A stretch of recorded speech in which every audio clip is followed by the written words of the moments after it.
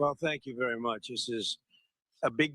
Bueno, pues que comienza ya el presidente estadounidense Donald Trump reiterando esa postura sobre su Junta de Paz, ese organismo alternativo a la ONU y esos 5.000 millones para Gaza. Vamos a escucharlo. Other countries, the leaders of, as you know, the other countries, because we have a large group of leaders, and the ones that aren't here are watching on Zoom. I hope they enjoy it. And the press, we appreciate it very much, so respectful. You've been so respectful of what we're doing. What we're doing is very simple, peace. It's called the Board of Peace, and it's all about an easy word to say, but a hard word to produce, peace. But we're going to produce it. We've been doing a really good job, and some of these leaders that are with us have helped me very much during just this first year. We have a first year like probably no other ever in our country, because we settled 8 wars and I think a 9th to come. It's turned out to be a tougher one. I thought that was going to be the easiest one, but with war you never know what's easy and what's not so easy. But we've had a great relationship, and I've become friendly with so many of the people, and I appreciate you being here. These are great people, these are great leaders, and the people that are watching by closed circuit and open circuit in many cases. They're so proud of it. They want it to be open. But they've become incredible friends of mine. And, you know, we rebuilt our country in my first term, and now we're at a point that the United States has never seen before. We broke 50,000 on the Dow. They said that would take 4 years. We broke 7,000 on the S&P. They said you couldn't do that within 4 years. It would be impossible. And when I came in, they were all saying, if you could get to anywhere close to 40, 45,000, it would be amazing achievement over 4 years. Well, we hit 50,000 in the first year, and we hit 7,000, which was actually tougher to do according to the Wall Street geniuses. We hit 7,000 in the first year. They said it could take 4 or 5 years. They'd be very happy. It would have been a great job. We did it in 1, but we're doing a great job. Board of Peace is one of the most important and consequential things I think that I'll be involved in. We've been involved in a lot, and really I've been involved in a lot with the people up here. We work together on ending wars with their country. Some of the wars were 32 years long. 32, 34, and a 37. That's a long time. And we ended it in about 2 days, each one of those. But we have some other work to do, and we're getting it done. Gaza is very complex. It's been amazing. I want to thank Steve and Jared for an amazing job. Marco's over there watching. Everybody's fantastic. And JD, what a job. They're all doing this. A team, I think it's the best team ever assembled. And you see that by the results. So today is a tremendous honor to welcome you all to the United States Institute of Peace for the inaugural meeting of the Board of Peace. Very important. I believe it's the most consequential board, certainly in terms of power and in terms of prestige. There's never been anything close, because these are the greatest world leaders. Almost everybody's accepted, and the ones that haven't will be. And some are playing a little cute. It doesn't work. You can't play cute with me. But they're playing a little bit. But they're all joining. Everybody, most of them very immediately. A few that we really don't want because they're trouble. Take care of them. But this is the most prestigious board ever put together. You know, I've seen some great corporate boards. I've seen some great boards, period. It's peanuts compared to this board, because we have virtually everyone is the head of a country other than Johnny, but he's the head of soccer, so that's not so bad, right, Johnny? I like your job the best, I think. And by the way, your World Cup has set every single ticket record in the history of soccer. In the history, nobody's ever seen anything like it. The sales are virtually complete. Nobody's ever seen anything. So congratulations, you made a good decision. We did it together. Thank you, Johnny. Great guy. So I want to thank the many leaders and dignitaries who have traveled great distances and lengths for the important gathering that we're at right now. This building was built for peace, and nobody knew what to name it. And then Marco named it after me. I had nothing to do with it. I swear I didn't. I swear I had no idea.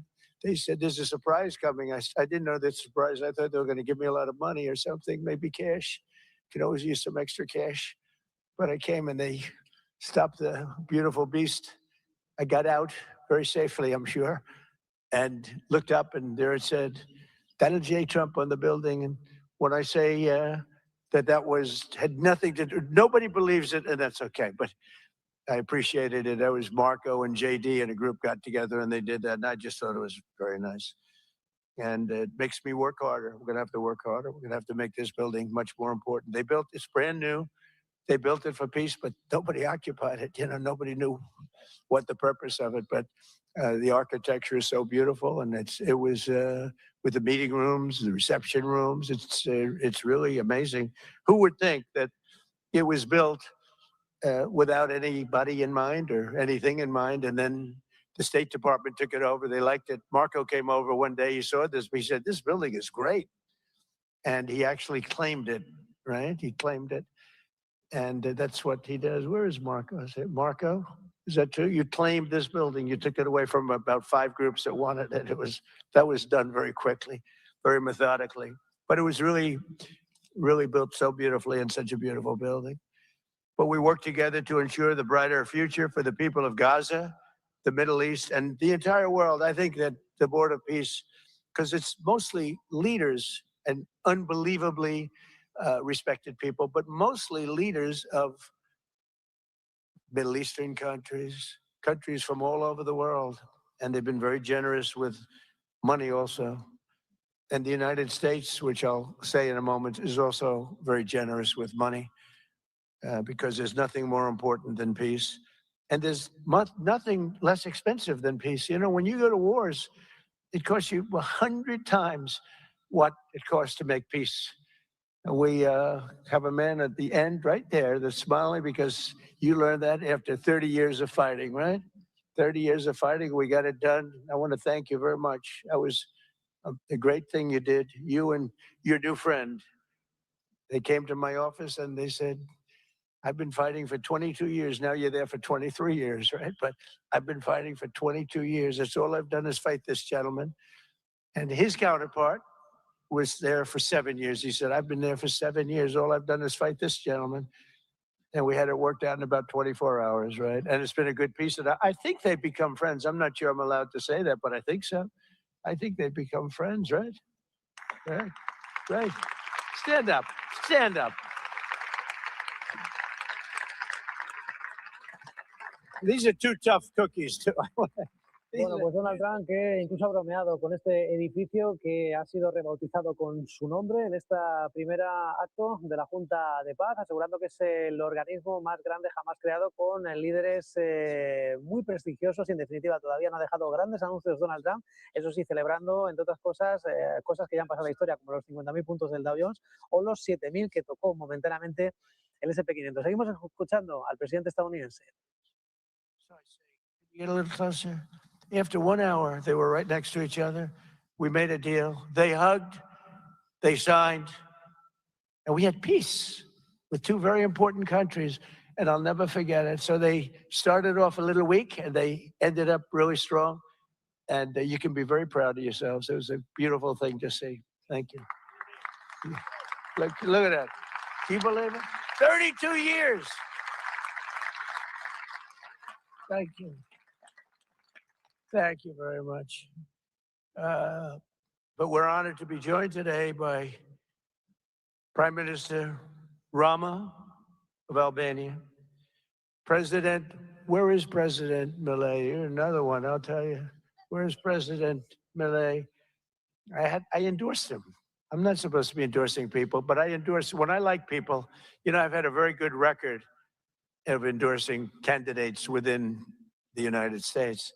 But now I endorse foreign leaders, including Viktor Orban, who's here, and others. And I endorse this gentleman, Milei. He was a little behind in the polls. He ended up winning in a landslide. I just endorsed the Prime Minister of Japan. She was in a tight race, but was probably going to win. And she won in the largest number in the history of Japan. So she likes me a lot. But it was an honor, and you're doing great. Oh, look, they're sitting right next, Victor. I think, but ultimately, I think I'm going to end up endorsing. Hey, look, as long as it works, it's okay with me. But the endorsement seems to be working in foreign countries too, so that's good. But nice to have you both, Victor. Nice to have you both. Very proud of you. The Prime Minister of another, really just a great guy, Pashinyan of Armenia. President Aliyev of Azerbaijan. I love saying that name now. You know, at the beginning it was giving me a hard time. Now I love saying it. It's a beautiful name. I love it. His Majesty King Hamad bin Essa Al Khalifa of Bahrain. Bahrain. Thank you. Thank you. Where are you? Where are you? He's so rich, he can sit there. He can sit wherever the hell he wants. You know, he can sit up in the corner. He can sit up top. He might take a piece of this building, Marco. He'll take 25% of the building for about $6 billion. Thank you. And you've been very generous also. We appreciate it. Prime Minister Hun Manet of Cambodia. Raise your hand wherever you may be. Because, yeah, hi, how are you? Congratulations. That was another one, right? We did a good job with that one. Prime Minister Madbouli of Egypt. Thank you very much, and say hello to the General/President. Okay. Prime Minister Orban of Hungary, who has my complete and total endorsement for election. Not everybody in Europe loves that endorsement. That's okay. He does an unbelievable job. He's done an incredible job on immigration, unlike some countries that have hurt themselves, but they're working on it. But I just want to let you know, you have my total and complete endorsement, and I'm putting it out. I already did, but I'm putting it out again. And you're coming up with an election, and I think you should be good. I'll tell you, Millet did pretty well. He was a little down, right? And then he ended up winning in a landslide, so that's pretty good. You're going to do great, Victor. Thank you very much for being here. Appreciate it. You run a great country. A man that I really like a lot he's definitely tough. I don't want to fight him. President Prabowo of Indonesia. Thank you very much. Please, this is a big guy. I tell you, I said, how many people in Indonesia? He said, like 240 million. I said, no, say it again. How many? It's a big country you have. And you do a great job and respected by everybody. And thank you very much for being here. Thank you very much, Mr. President. President Tokayev of Kazakhstan, thank you very much. What a country that is. It's a wonderful country and a rich country, in case anybody has any question. We have some very rich people here today. President Osmani of Kosovo. President, thank you very much. Great job you're doing too. Thank you very much. Prime Minister Sharif, I like this man, of Pakistan, because there was some fighting going on when I got to know him, and your Field Marshal, General, great general, great Field Marshal, a great guy. And I got to meet the Prime Minister. And he said in front of our Chief of Staff, Susie Wells, who's right here, he said, you know, nobody knows this, but I believe that President Trump saved 25 million lives when he stopped the war between us and India, right? You made that statement. I said 25 million lives, could have been much more actually, but it was really a beautiful thing. You said that in front of a group of people they walked out. They don't think about it, but you're talking about that kind of lives. That war was raging. Planes were being shot down, right? And it was Pakistan and India. And I got on the phone with both of them, and I knew them a little bit. I knew Prime Minister Modi very well, actually. But I got to know Pakistan through a little trade. They were trying to make too good a deal, and I got a little upset with them. And in the end, they got what they wanted, right? And they made a good deal. And I got to like them, the Prime Minister, the Field Marshal. who's a tough man, a tough, good fighter, right? Good, serious fighter. I like good fighters, actually. And when I heard that they were fighting, I picked up a certain newspaper. I won't tell you which one because it's fake news generally. But I picked up this newspaper and I saw that Pakistan and India were really going at it. And then it got worse and worse, and many planes were shot down. It was all out. And I called them and I said, listen, I'm not doing trade deals with you two guys if you don't settle this up. They said, no, that has both of them. They didn't want to do that. I said, no, it has to. If you don't do it, I'm not doing a trade deal. We're not doing a trade deal. And they do a lot of business with the United States, and they sort of softened up all of a sudden. And all of a sudden I read where there was a little bit of a pullback by one, then the other, and all of a sudden we worked out a deal, right? But I said, if you fight, I'm going to put 200% tariffs on each of your countries, which essentially makes you not allowed, you can't do any business. One of them, I won't say which one, said, no, can't do that. They both wanted to fight.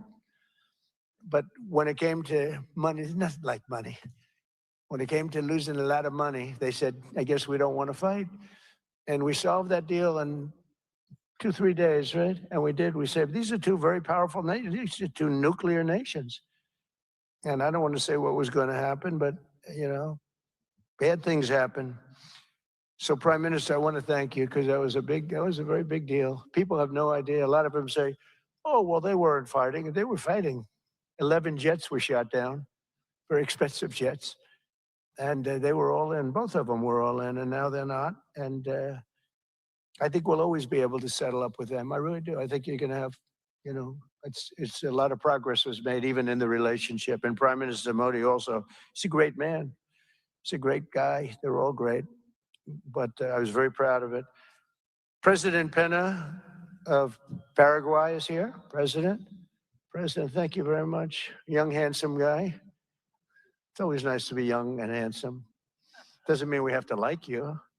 I don't like young, handsome men. Women, I like.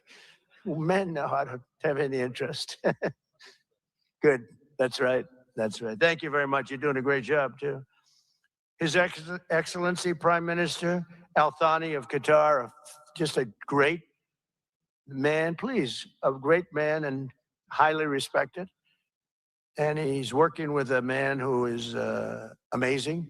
I always say he needs a public relations. Donald Trump, que sigue con su rueda de agradecimientos para esos cerca de 40 líderes de Estado, también algunos observadores europeos, para más señas, que no forman parte de esta Junta de Paz, este organismo alternativo a la ONU, que por cierto ha pedido bastante colaboración y ha lanzado la voz de alarma sobre Gaza. De momento, Donald Trump continúa con esa ronda de reconocimientos, el último a Santiago Peña, el presidente de Paraguay, y todavía esperando a que se refiera en este caso también al primer ministro catarí, Al Thani, así como a Narendra Modi, ausente porque está en Nueva Delhi en esa cumbre sobre el impacto de la inteligencia artificial, y también sobre agradecimientos al primer ministro de Albania, o pendientes de también el reconocimiento a Javier Milei. Continuamos escuchando esta comparecencia de Donald Trump. Todavía no hay anuncios significativos, más allá de presumir de haber resuelto algunos conflictos como el de India y Pakistán, so pena de algunos aranceles para ambos países. Seguimos escuchando a Trump en esa presentación de la Junta de Paz.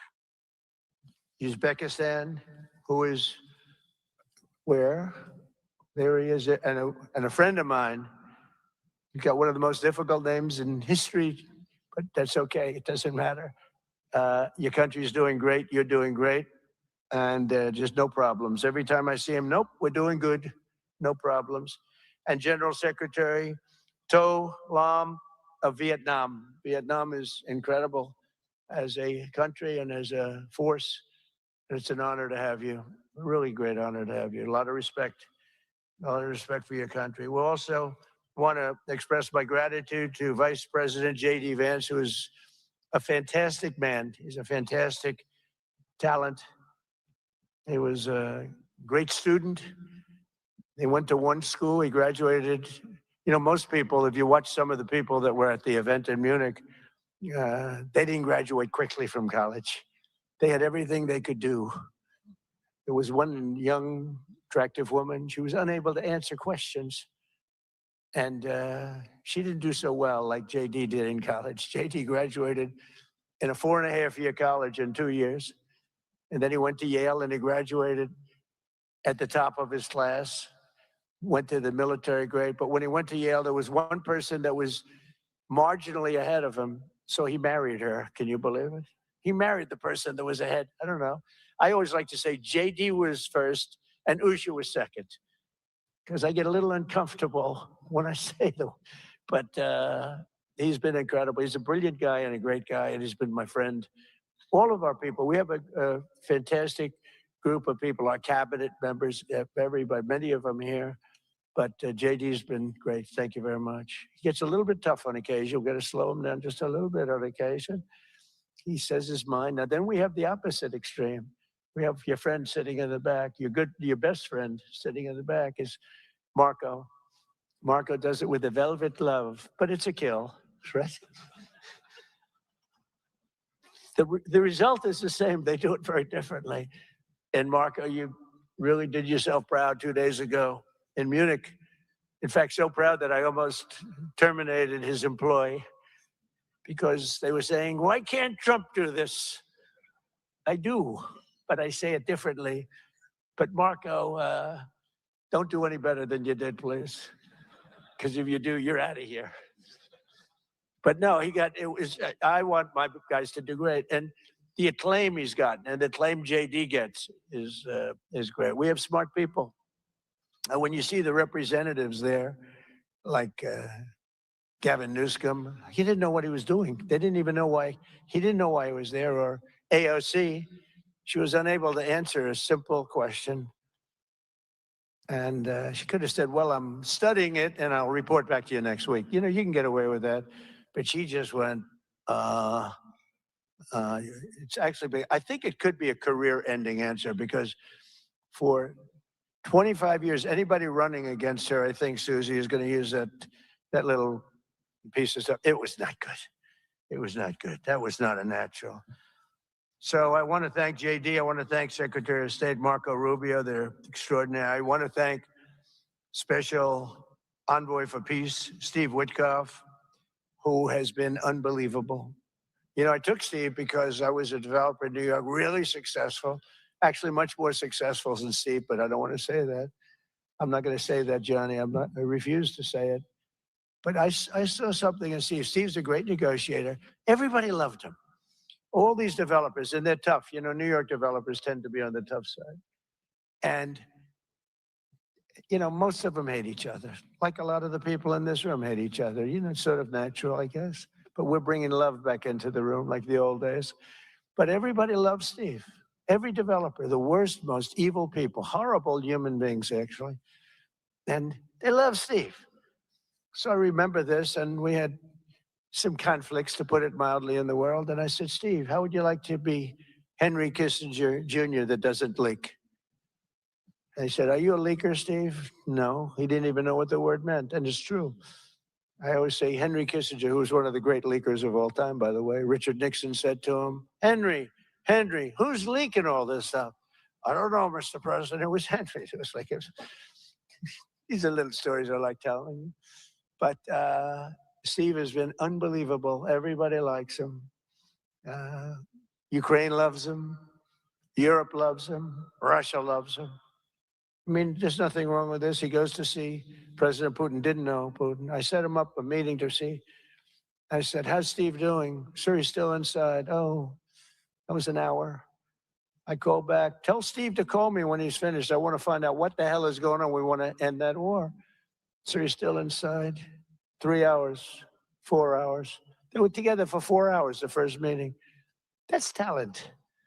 And they get along. I mean, people like or don't like Putin or Zelensky. They get along. Same thing with Zelensky. I mean, they all love Steve, and Steve's doing a great job. That's a tough one. That's a much tougher one. I would have thought that some of the ones that we settled that are up here would have been, I thought this would be easy because I have a very good relationship with President Putin. I have a very good relationship with President Xi. I'm going to be going to China in April. That's going to be a wild one. I said, but we have to put on the biggest display you've ever had in the history of China. You know, last time I went to China, President Xi, he treated me so well. He gave me a display. I never saw so many soldiers all the same height, exactly the same height within a quarter of an inch. You can do that when you have 1.4 billion people, you know, lots of shoulders. Everybody was wearing about 1/8 of an inch the same height. I said, if they put their helmets down, you could have played pool on the top of their heads. And it was pretty amazing. But I said, you got to top it. He said, I'll top it. We're going to top it. We're going to have a lot of the people, most of the fake news back there is going to be going. So we have, Steve has done a great job. And then a little bit later on, we brought Jared in. Jared was responsible for the Abraham Accords, which is incredible. Nobody else could have done that. A very smart guy. And we're making Jared an envoy also, envoy of peace. They're both envoys of peace. And you couldn't get too, I tell you what, I watch these two guys. I say, at least we're covered from an IQ standpoint. These two guys walk into a room. And, but people like them both, you know, they're good people. And they like them both. And they've had some very good meetings. They've had some very... Seguimos escuchando a Donald Trump presentando esta primera reunión, esta primera cumbre de la Junta de Paz. Está hablando ahora sobre el papel de Steve Witkoff, el enviado especial para Oriente Medio, que cerraba, por ejemplo, el acuerdo sobre Gaza y al que dice Trump que todo el mundo ama. Hablaba de Rusia, de Ucrania y también de Europa. Empezaba, por cierto, preguntándole si es o no un filtrador. Hablando ahora también sobre su yerno, sobre Jared Kushner. Vamos a seguir escuchando a Trump presentando su Junta de la Paz. I mean, as an example, Kosovo, Serbia. I did that one. Could you stand up if any of you guys are, when you're here, just stand up for a second. Kosovo, Serbia. Stand up. What a job. Thank you very much. We appreciate it. So good. And you're getting along. And when you don't get along, you'll call me and we'll get it solved, right? We'll get it solved. Thank you very much. Really good. And then again, Pakistan and India. That was a big one. And just, I think you should actually stand. Come, please, stand just for a second. Pakistan and India, thank you very much. And I spoke to Prime Minister Modi. He's excited. He's watching us right now. Egypt and Ethiopia. We're going to get that, you know, there's a little dam that got built. Little dam, like maybe the largest dam in the world. Built and financed, of course, by the United States brilliantly. And having a little trouble getting water to the Nile. It's not, that's a tough situation, but we're going to get that solved. Armenia and Azerbaijan, we talked about. And again, thank you, fellas, very much. Great job. Great job. Thank you. Cambodia and Thailand. So incredible what you did, that you got together and it all worked out. They're watching right now on closed circuit. Thank you very much. And thank you. That was a big one, Cambodia and Thailand. These are nasty fighters. I have to tell you, these fighters are nasty.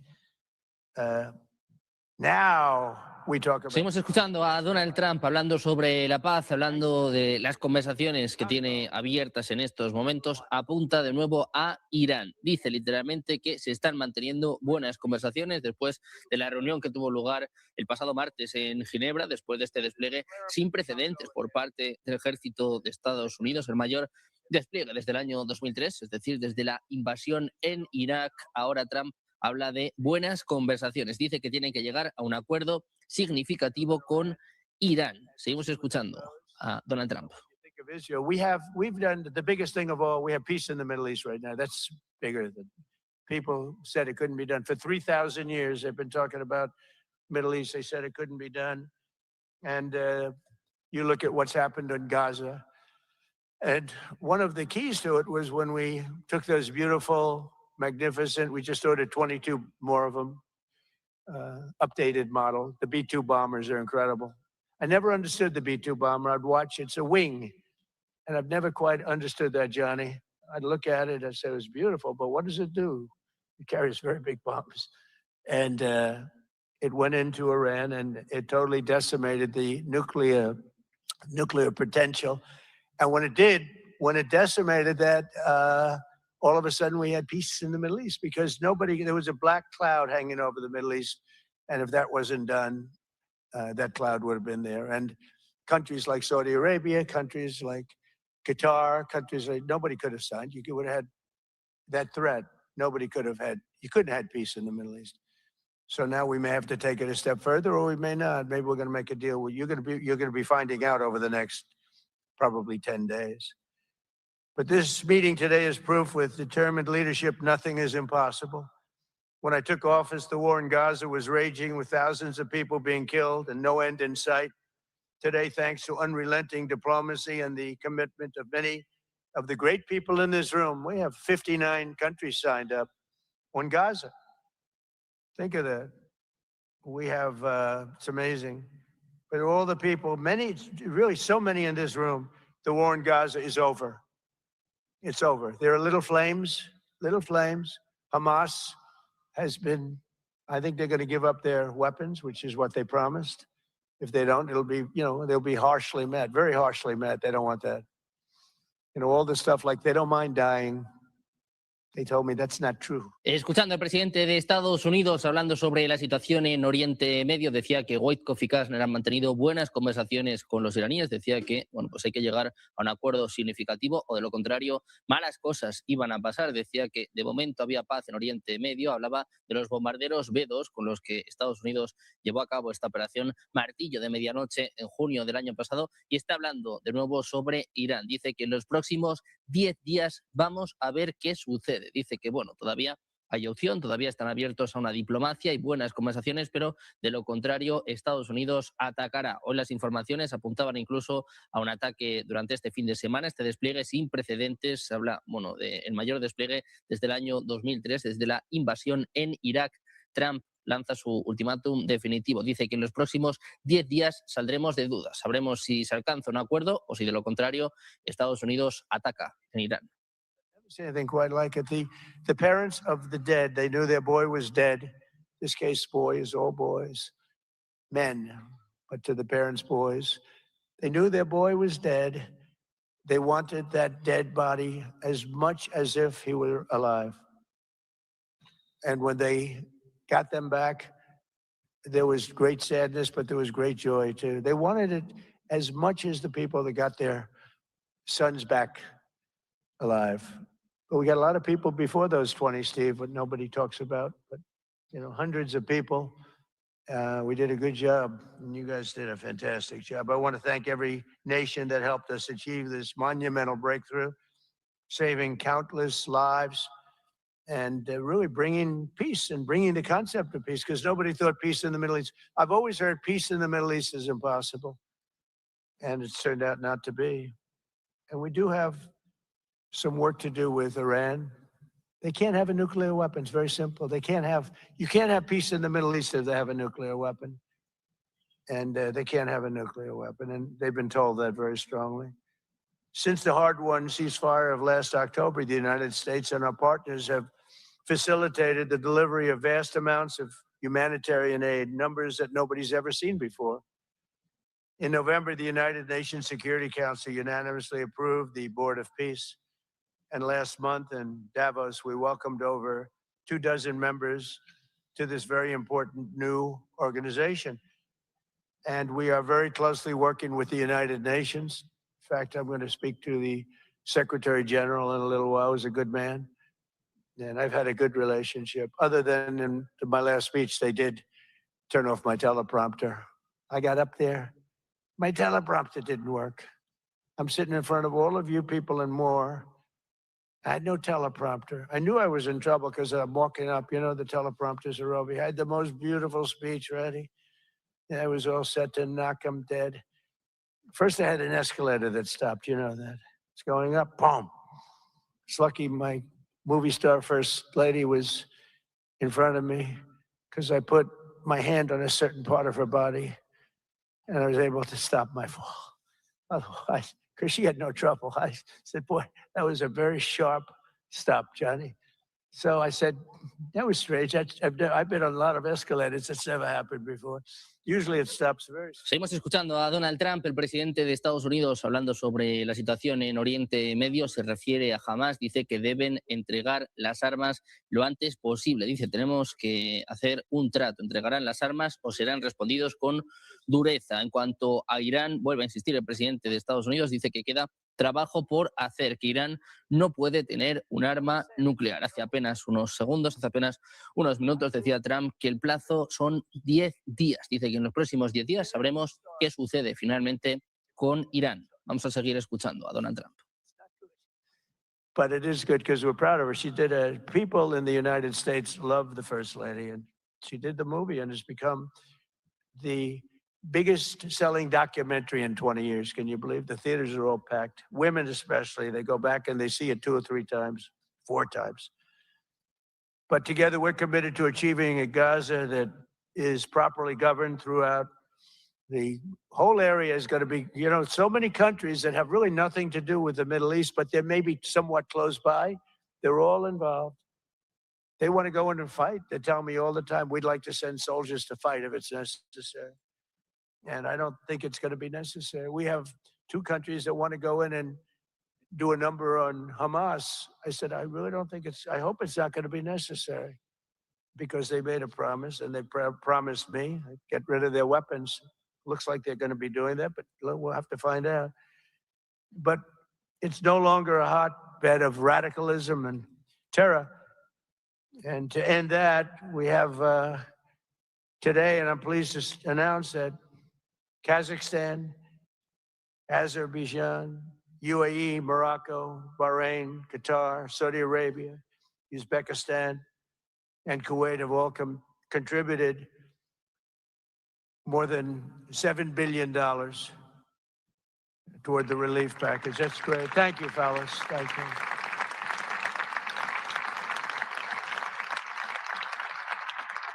And many more are contributing too. So the numbers are, you know, this just started. This is our first meeting.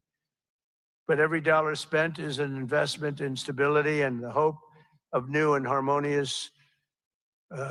It's a region that's so important. It's so vibrant. It's so incredible. The people are so incredible, but we want to have a harmonious Middle East. The Middle East is amazing. So many friends in the Middle East. They're so smart. Sometimes they're too energetic. That's the problem. You know, a lot of people aren't energetic. Sometimes they're a little bit too energetic. These are great people. The world is now waiting on Hamas, and that's taking place. And it's the only thing that's right now standing in the way. We have Lebanon with certain things that we're working on that are very important. We have to solve the problem of Lebanon, but it's relatively small in terms of what's been done. And again, the key was getting rid of the nuclear potential, because Iran would have had a nuclear weapon based on everything we found out since within 1 month. We can't let that happen. So many of our friends in Europe are attending today, and we're eager to have them become full members. They all want to become full members, and we've had a great response from Europe. And Europe is, you know, it's where I come from, where so many people come from that are in the United States. But we have a great relationship with Europe. We have a great head of NATO.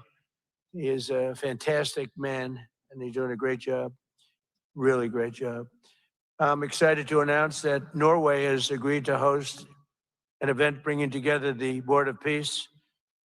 Oh, I thought when I saw this note, I'm excited to announce that Norway, I thought they were going to say that they're giving me the Nobel Prize. Oh, this is less exciting. Oh, it says, I'm excited to announce that Norway, and I'm saying, oh, great, I'm getting the Nobel Prize, finally. Finally, they got it right. But I don't care. I don't care about Nobel Prize. I care about saving lives, just so you understand. We play and we all, you know, do what we have to do. I only have one thing. I don't want to see people killed from parts of the world that are very far away from the United States. And if I have an ability to turn off wars, I want to use that ability, because it's people, millions of people. Seguimos escuchando a un Donald Trump que sigue insistiendo en que Irán no puede tener un arma nuclear, hablando ahora también sobre la situación en Gaza. Dice que está comprometido con lograr una gobernanza, pero que piensa que no va a ser necesario enviar soldados a combatir. Sobre la próxima reunión de esta Junta de Paz está anunciando que Noruega va a acoger, va a ser la próxima anfitriona del próximo evento que reúna a la Junta de Paz. Dice además, una vez más, que no le importa el premio Nobel y, sobre todo, bueno, pues anuncia que Noruega ha aceptado ser la anfitriona del próximo evento de lo que sería la segunda reunión de esta Junta de Paz. Seguimos escuchando más mensajes por parte de Trump. I think they will be. I want to have everybody, get all sides, because it doesn't help when you have all sides with one ideology. You have to have everybody together for this. I'm also pleased to announce that FIFA will be helping to raise a total of $75 million for projects in Gaza. And I think they're soccer related, where you're doing fields and you're getting the greatest stars in the world to go there. People that are bigger stars than you and I, Johnny. I hate to say it. You know, I met one of your great stars who came to the White House, as you know, and my son was very excited. He's a great people. These are great people. And Johnny's going to bring the stars to the area, and they're really known. People in Gaza know every one of them, right? You know, so it's really something. And we'll soon be detailing the announcement, and if I can I'll get over there with you. I want to thank Johnny and FIFA for all of the wonderful things they did and are doing. They gave me their first peace prize. They gave me a peace prize. I think they saw that I got screwed by Norway, and they said, let's give him a peace prize. I mean, very good. Thank you, Johnny. I appreciate it. Johnny's very smart. He says very, very smart. The nations represented here today, just in closing, are not just contributing money. Some are also pledging personnel to help preserve the ceasefire and secure a very enduring peace. We have to have enduring peace. Having peace, knowing it's going to blow up in 2 weeks, doesn't mean anything. In particular, Indonesia, thank you very much. Indonesia. It's a great country. Thank you very much. Look at that man. Look how tough he is. You think it's easy dealing with him? Look at that face. You are a tough cookie. And we say it lovingly, too. We need strength. You say, see, he doesn't mind. He's tough and he's smart. And smart is more important. Morocco, thank you very much. Great. What you're doing is great. Albania, Kosovo, Kazakhstan have all committed troops and police to stabilize Gaza. Egypt and Jordan are likewise providing very, very substantial help, troops, training, and support for a very trustworthy Palestinian police force. We think we're getting some very good people on that police force. And, you know, it's peace in the Middle East. We have peace in the Middle East. Just think of it. For years, you've been hearing about peace in the Middle East, and everybody who's saying it's impossible. All of these countries are working together around the vision of a Middle East that is free from the curse of extremism and terror. And now is time. And by the way, even people with extremism and preaching extremism, they're exhausted. They're tired. It's been going on for too many years. I don't care who you are. They're tired. They want peace. And now is the time for Iran to join us on a path that will complete what we're doing. And if they join us, that'll be great. If they don't join us, that'll be great too.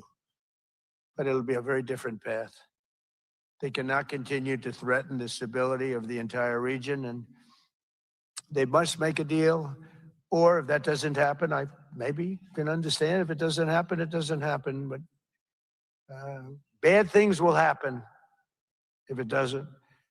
With the commitments announced today, the Board of Peace is proving that it does not just convene countries, it devises and implements, and real solutions happen. We've come up with solutions. This is so little talk. This is very little talk, all action. First time, it was always talk in the Middle East. People would talk about peace in the Middle East, and then they'd go home and they'd never even think about it again. Nothing would happen. We're providing a model for how responsible sovereign nations can cooperate to take responsibility for confronting problems in their own regions. The Board of Peace is showing how a better future can be built, starting right here in this room. And I want to let you know that the United States is going to make a contribution of $10 billion to the Board of Peace. Thank you.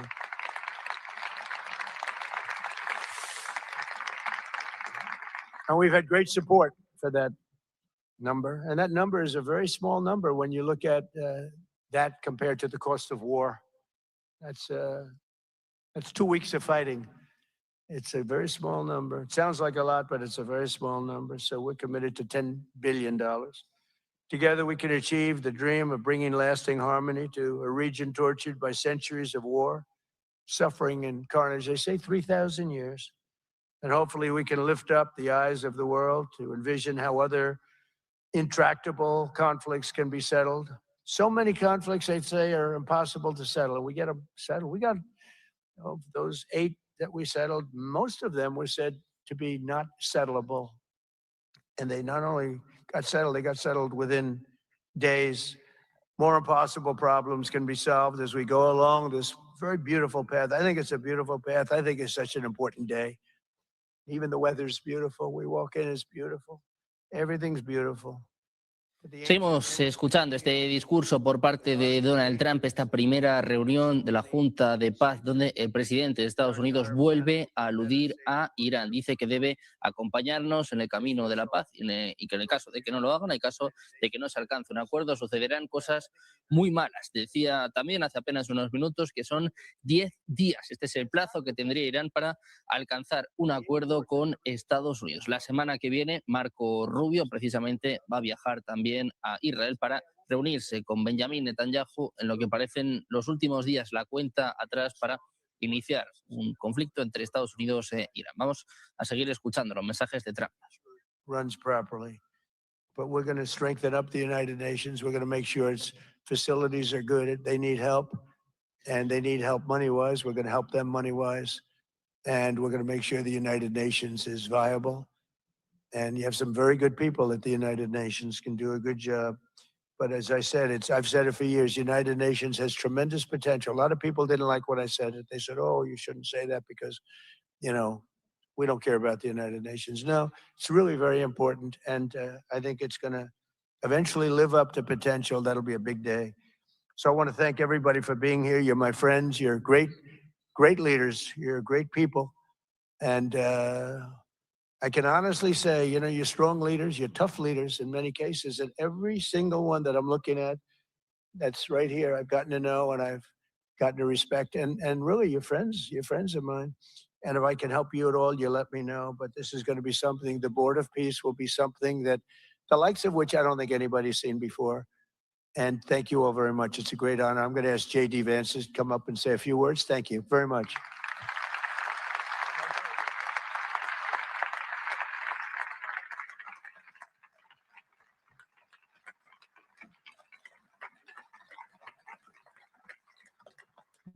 Well, thank you, Mr. President, very much for your leadership, but also for the kind words about me personally.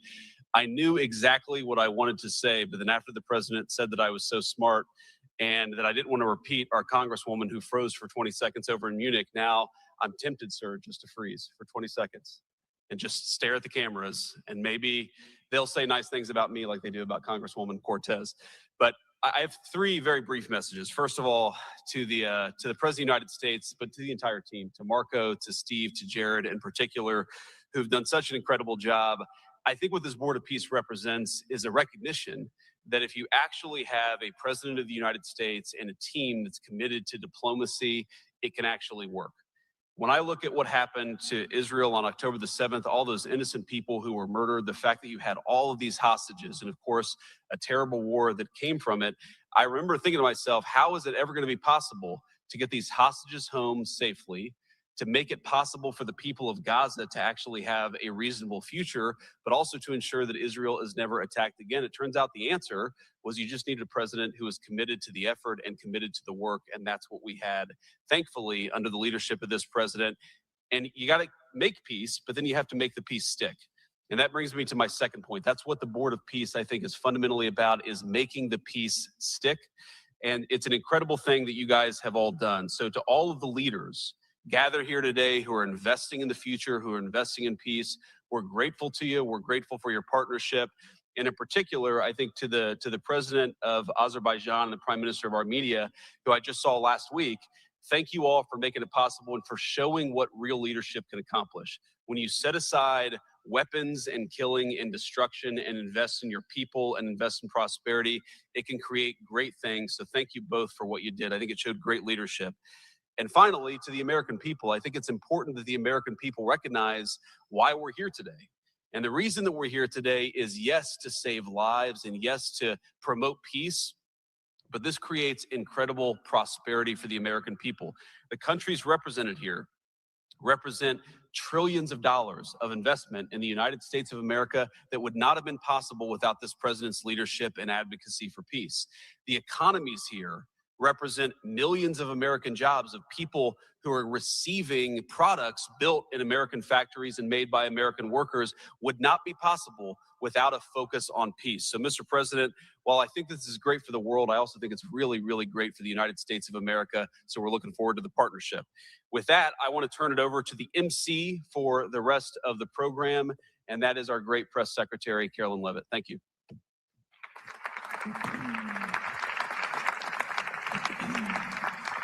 Well, congratulations, Mr. President and Mr. Vice President, for convening the first ever Board of Peace meeting. And we will now hear from our Secretary of State, Marco Rubio.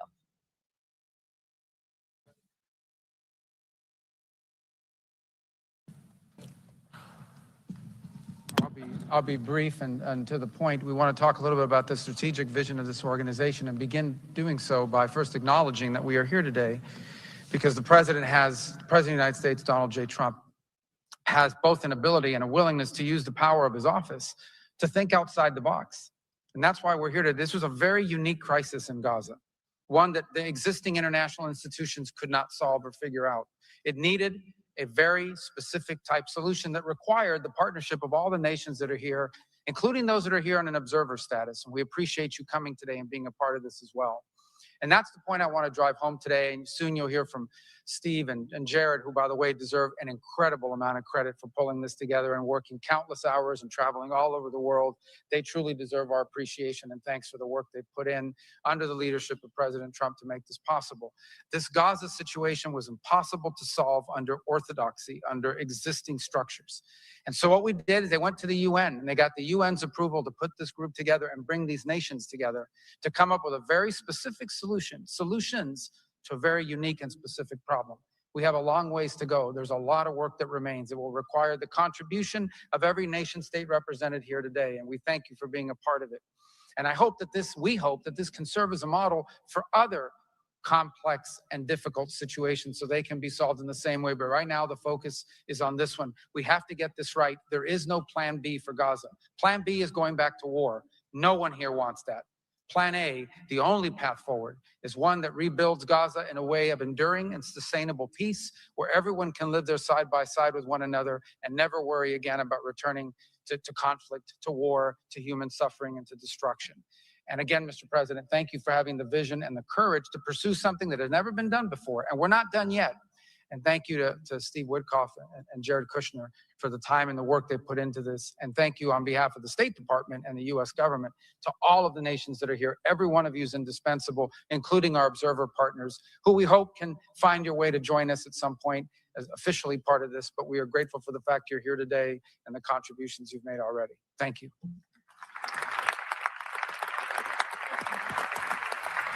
Thank you, Marco. We will now hear from our special envoy, Steve Witkoff.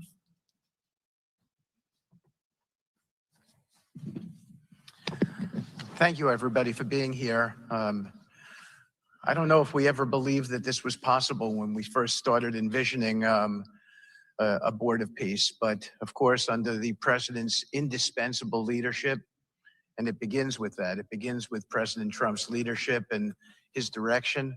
We are here today, and it's pretty amazing. I think we have some people to thank. We had an amazing partnership between the mediating countries, Qatar, Egypt, Turkey, Prime Minister Mohammed. You are an exceptional human being. You really are. Ali, thank you for everything you did. That's you right over there, Ali. Wherever Hakan is, Hakan, you were amazing.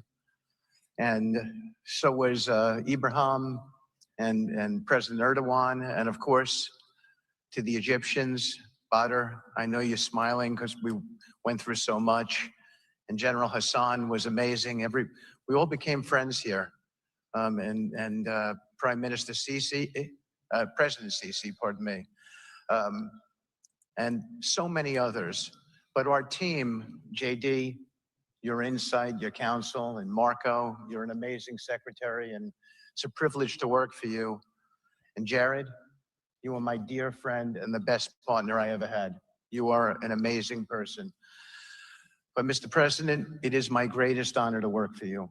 It is the blessing in my life. I've had many blessings. I don't have to be a practicing lawyer anymore, but this is my greatest blessing. But I also have to mention one other person who is important to this discussion. Oh, the Israelis, I forgot, Prime Minister Netanyahu. Without him, much wouldn't have been accomplished as well.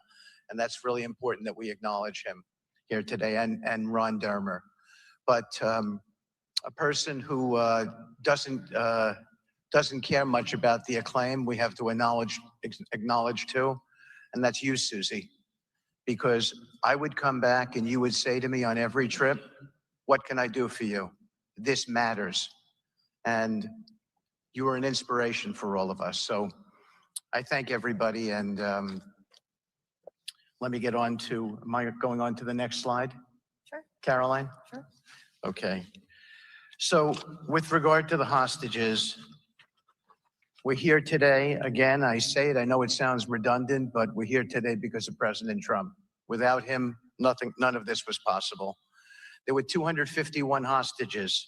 168 came out alive. 83 bodies were returned to their families so that they could grieve and remember their loved ones like in a normal way, in a way that brought their families together. So that was just as important. This was a monumental effort, and I want to tell a story about the president. Every time a hostage family came to visit with us, they were not on the president's schedule. I would walk down to the Oval Office. I would tell the president that there was a hostage family here, and he would say, Steve, bring them up. Every single time.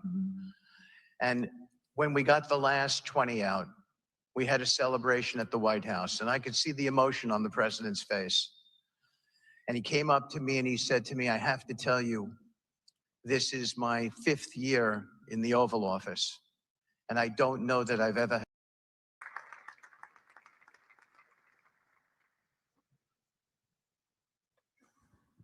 Thank you, Steve. Now you're going to hear directly from the team that has been tasked with implementing President Trump's 20-point plan for Gaza, beginning with our ambassador to the United Nations, Mike Waltz.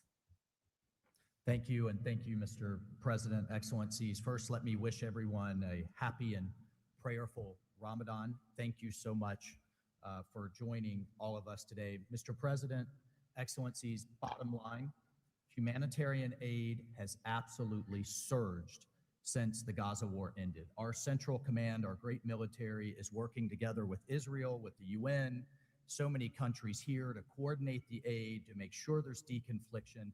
Over 70 countries now are participating in our Civil Military Command Center, and here are the results. Aid is up.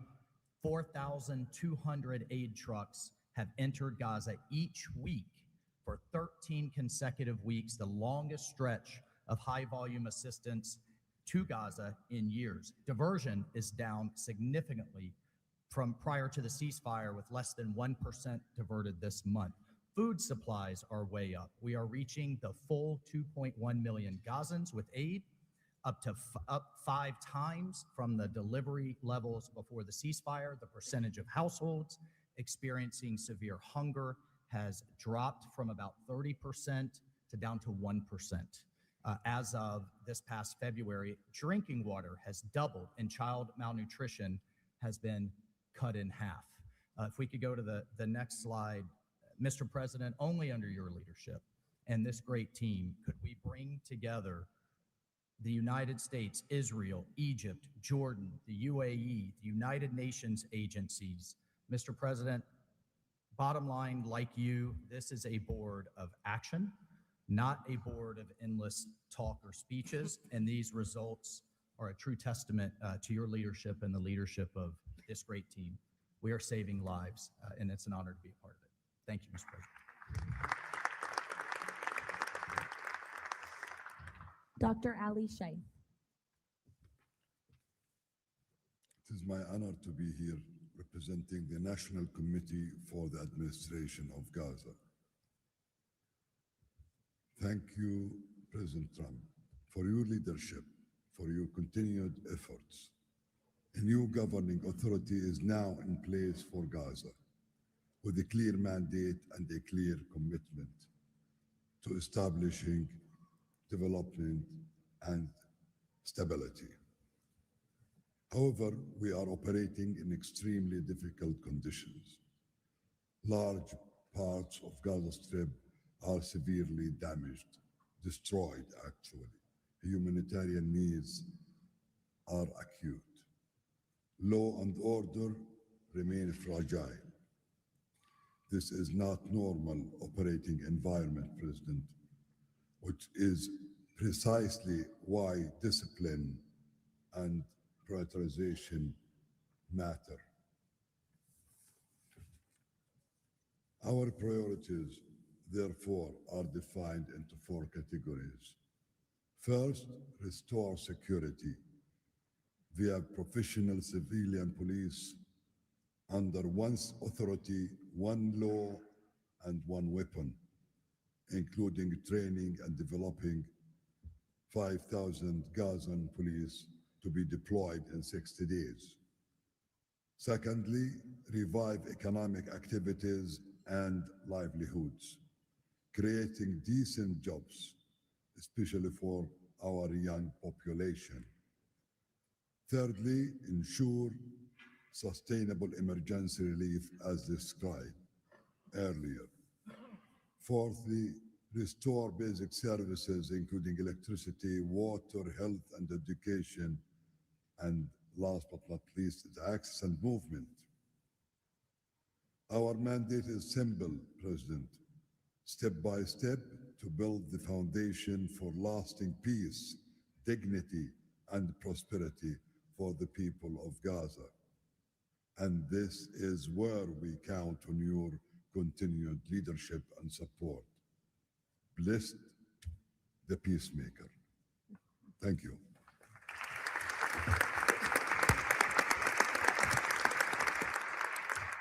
Thank you. Now, Nick Mladenov. Thank you, Caroline, and thank you, Mr. President. Today, we're very happy to announce that we're creating the Office of the High Representative for Gaza of the Board of Peace, which will be there to support, to guide, and assist the National Committee for the Administration of Gaza, hopefully removing the roadblocks that they will be facing in taking over civilian and administrative control of the Gaza Strip. We plan to work in full transparency under the guidelines of and supervision of the Board of Peace and the Executive Board. And of course, we will do that in great coordination with the Israel and with the Palestinian institutions who we both require to make this work on the ground. And certainly with my very good colleague here, General Jefferson, the International Stabilization Force that is coming together. Mr. President, if I can actually use the opportunity to announce some breaking news that as of this morning, we started the process of recruiting Palestinian police force that Ali was just referring to. And just in the first few hours, we have 2,000 people who have applied to join a new transitional Palestinian police force to be formed in Gaza under the authority of the National Committee with the support of the Board of Peace, trained in Egypt, where we have received an excellent proposal of how to do that forward.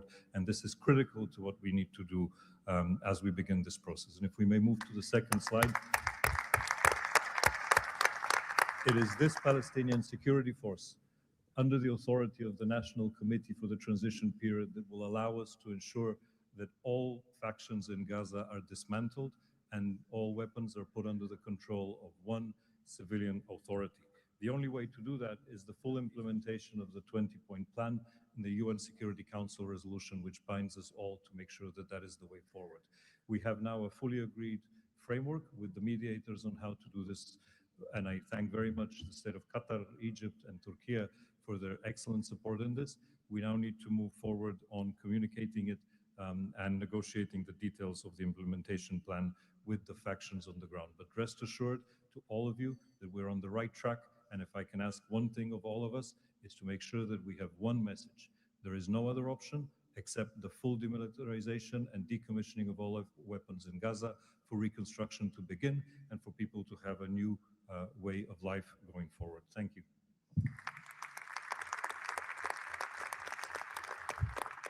Thank you, Nick, and congratulations. Now, Major General Jasper Jeffers. Thank you, Caroline, Mr. President. It's an honor to be here today as the ISF commander. The ISF will do two things: stabilize the security environment in Gaza and enable civilian governance as established by the National Committee.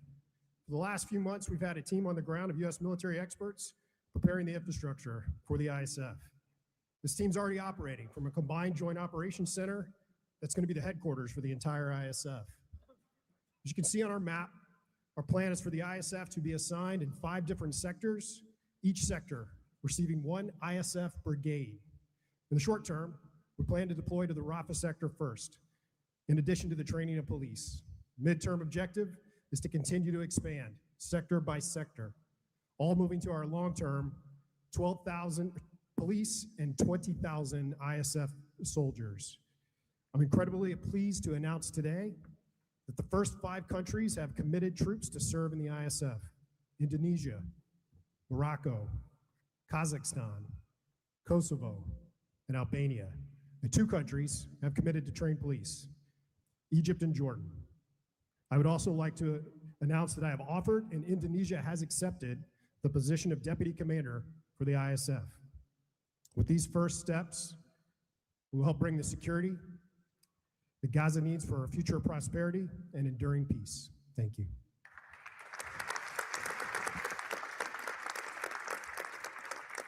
Thank you, Major General. Mr. Tony Blair. For decades, Gaza's governance has been characterized by extremism, corruption, ineffective institutions, and the complete absence of a route to prosperity for the Gazan people. Yet, as President Trump recognized, its potential has always been vast.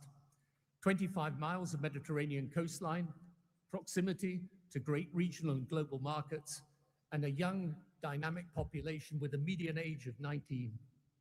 So today we set out profound changes necessary to rebuild Gaza for Gazans. Gaza not as it was, but as it should be, including its governance. Effective public institutions serving the people, a business environment where enterprise flourishes, an education system educating the young for tolerance and achievement, and a tech-enabled society making the most of the digital revolution. This is a vision of Gaza as part of a Middle East at peace, not a phony piece of declarations no one means and agreements no one intends to keep, but a genuine commitment to a region where, whether you're a Muslim, Jew, Christian, of any faith or none, you can rise by your own efforts and feel your government by your side, not on your back. That is the vision behind President Trump's 20-point plan for Gaza, and it remains the best, indeed the only hope for Gaza, the region, and the wider world.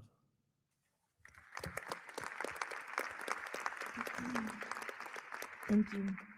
Mr. Yakir Gabay. Hello, everybody. Thank you, Mr. President. Gaza is destroyed. We assembled here on this historic day with common vision to rebuild Gaza for the next generations. Our mission is to recycle and remove 70 million tons of rubble and UXO and hundreds of miles of tunnels, arrange for the population fast temporary housing. In parallel, to start construction of infrastructure and permanent housing. We have a detailed master plan for housing and infrastructure of modern schools and hospitals, manufacturing and agriculture, roads and trains, water and energy plants, logistic hubs, telecom, tech and data centers, sports and leisure facilities, seaport and airport, and much more. We lined up many regional contractors who build housing for millions of people in the Middle East. They will join the massive redevelopment with competitive pricing. The funding is ready and will be invested in a free economy. The local population will build their own cities, which will create hundreds of thousands of jobs and will revive the economy. The Gaza coastline is 26 miles long. It can be developed as a new Mediterranean Riviera with 200 hotels and potential islands. The value goes to the Gazans through the Gaza Sovereign Fund. This plan is all subject to a full disarmament of Hamas. Thank you very much. Together we will make this vision into a reality.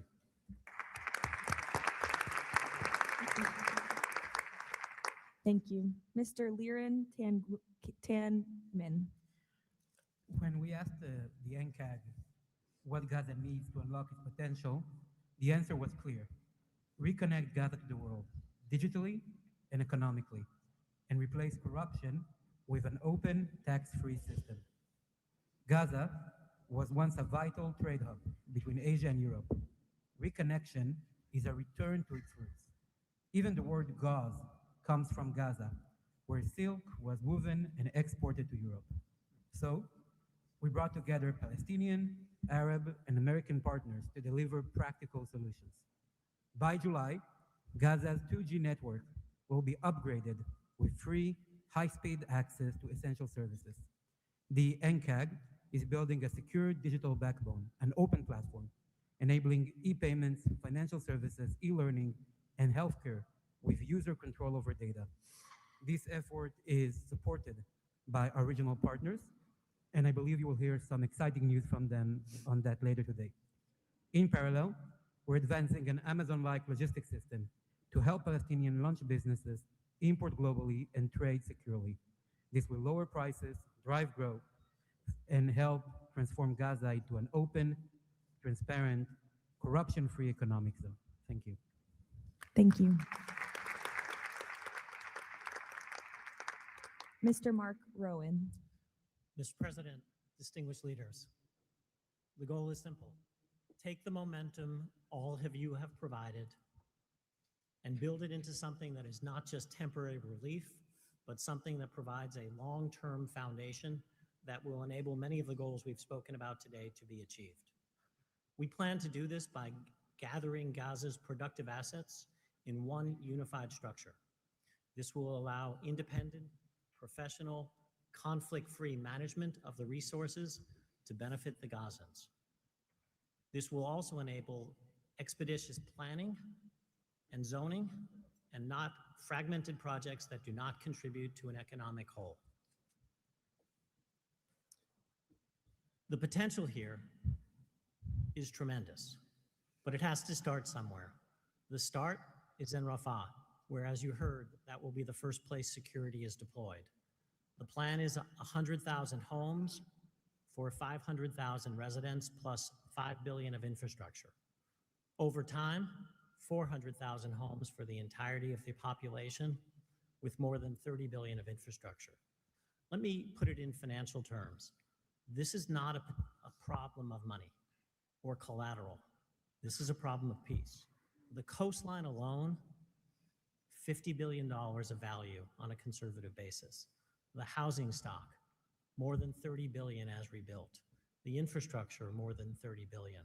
$115 billion of value. It just needs to be unlocked and financed. Great, thank you. Mr. Ajay Banga. Thank you, Caroline, and thank you, Mr. President. All this requires money. And so when the UN Security Council resolution got passed, we set about creating the Gaza Reconstruction and Development Fund at the World Bank. It's housed there. The World Bank's role is that of a limited trustee. We manage the donor contributions coming in of the type that the President said a little earlier in his opening remarks. And then we help to manage that money while it stays with us. And under the direction of the Board of Peace, we disperse the money for reconstruction and development projects in Gaza. This fund is ready to receive the donations that he spoke about just a little while ago. The second part of the story is that you as donors deserve the right to know that the money is being used in a transparent way. We are helping, along with the Board of Peace, which takes the ownership of ensuring that the right kind of financial, legal, and oversight mechanisms are being put in place. We've even assigned a financial controller from the World Bank on a secondment basis to the Board of Peace to ensure that we can try and help build the best standards in this process. Now, this is just the beginning. This work is going to need 2 or 3 things that the World Bank Group can bring to the table. The first is leveraging of public finance. Because of our AAA rating, we have the ability to leverage private bond money to help to create the resources we need to do what Mark just talked about.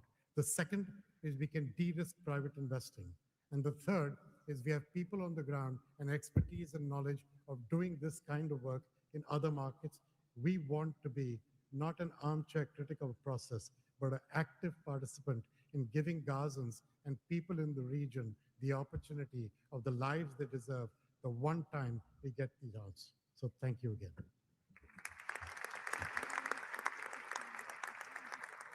Thank you all for your tremendous work. Before we turn it over to many of the distinguished leaders who are here today, we are going to hear from Mr. Kushner to talk about the future of the Board of Peace. Thank you, Caroline, and thank you, Mr. President, Mr. Vice President, Secretary Rubio. We cannot change the past, but I think that what you're seeing today is that we can potentially change the future if we focus and do this in the right way. We tried to structure this meeting like a proper board meeting, like we do in the private sector, where we have all the preparation, we get the right people together, and we really report on what our challenges are, what the opportunities are, and what are the approaches. What you've seen today is just a small sample of the work that's been done. And I really want to thank the entire team that's worked so hard at this. A lot of these people are volunteers. They're doing this not for any personal gain. People are not personally profiting from this. They are really doing this for their children and for their grandchildren and because they want to see peace. One small anecdote is Liran said to me, "Are you sure I should be presenting? I'm a Jewish Israeli and I'm working on Gaza and all these things." And I said, that's exactly why you should be presenting today. If Jews and Muslims work together, Israelis and Palestinians with Americans and English and Bulgarian and people from all around the world, then we can kind of join on a common goal, which is peace and togetherness. And that's really what we've done. I want to thank President Trump. I remember working with you on your first foreign policy speech in 2016 that you gave at the Mayflower Hotel. And at the time, those ideas were considered to be very, very radical. What I saw as somebody who didn't have any foreign policy experience were just common sense ideas. Why can't the world be better? Why can't there be peace? Why can't there be more prosperity for all people in all ways? And I think over the last decade, you really have changed the way that the world thinks about a lot of these things. And I think that this organization is bringing a new approach and new ideas and new people together in order to effectuate it. I'd really like to thank all the countries that joined on very early. I see this as a very self-selecting group of countries that really believe that the future can be different and wanted to join in partnership and put their reputations and their resources and their time and their ideas on the way to say, these are the challenges we're putting into that we're solving in our own countries. We want to come with new ideas because we've achieved success and we believe that the world can be better in that regard. So I don't have to go through these slides in great detail, but we've secured today, even without the president's amazing commitment, over $7 billion. As Mark said, we don't really have a resource issue here, although we are going to need everyone's support. We just need to be executing and doing this in a good way. We've dealt with the humanitarian issue. We've returned the hostages. But the one final thing I just want to talk about as well from our perspective is that the President Trump in his heart wanted to get the hostages home, but he also really wanted to help the people of Gaza. He saw the suffering that they were enduring, not through fault of their own, because of the bad leadership that they had, the situation they were born into. The war was a horrific, horrific situation. And I think through this process, thanks to Ali and the committee, we are now here to fully support the committee. We are here to help the people of Gaza, to lift them up and give them every opportunity to succeed. And we really see this as a partnership with them and with the Israelis to see if we can create an environment that can be peaceful, that can be functional, that can offer people the opportunity to really live a better life. And I think you've seen some of the work today, and hopefully we'll be successful. Like I said, the last one, failure is not an option, and we have to really push forward and keep finding ways to succeed with this. So really thank you, President Trump, Vice President Vance, and Secretary Rubio, and obviously Steve, who's been, like he said about me, I feel just about him. Working through all these challenges has been an absolute honor and a pleasure with you, and I've really been very lucky to have your partnership. So really thank you all, and I'll give back to Caroline. Thank you. Thank you, Jared. The war Hamas began has left. The war Hamas began has left Gaza in ruins. Yet from these ruins, a new future will rise. President Donald Trump unparalleled achievements in just a few months. The United States, together with key regional and global partners, has signed the 20-point Gaza Peace Plan, a blueprint for security, peace, and prosperity. All the hostages returned, the living ones to their homes and the deceased to burial. Ceasefire is stable, and the killings from both sides reduced by 99%. The United Nations Security Council approved the establishment of the Board of Peace chaired by President Donald Trump, a governing body dedicated to providing security, infrastructure, and homes for Gaza's people. Ushering in the new dawn for Gaza, the new Palestinian Technocratic Government of Gaza, the NCAG, was elected with consent of all parties, including the Palestinian factions, Israel, and the Arab countries. Rafah border crossing with Egypt was open. The NCAG will secure the disarmament of Gaza to ensure one authority, one law, and one weapon. The United States and its partners, in coordination with the World Bank, are pledging billions of dollars to rebuild Gaza. Safe areas are being established in Rafah and later across the Gaza Strip, where families can receive shelter, food, healthcare, and education. In Rafah, Gazans will build their first new city. The NCAG, with the Board of Peace, will expand development across the entire strip, employing hundreds of thousands in reconstruction and business activity. Transportation, water, and energy systems will be restored, and a modern economy will begin to emerge. Children will return to classrooms with a curriculum that promotes tolerance, dignity, and peace. Our goal by year 3, Rafah fully rebuilt, unemployment curbed, and Gaza connected to the world through an Abrahamic gateway, linking it with Egypt, Israel, Jordan, Saudi Arabia, the UAE, and extending to India and Europe. By year 10, Gaza will be self-governed, integrated into the region with thriving industries and housing for all. This is the framework for Gaza's rebirth: secure, prosperous, and peaceful.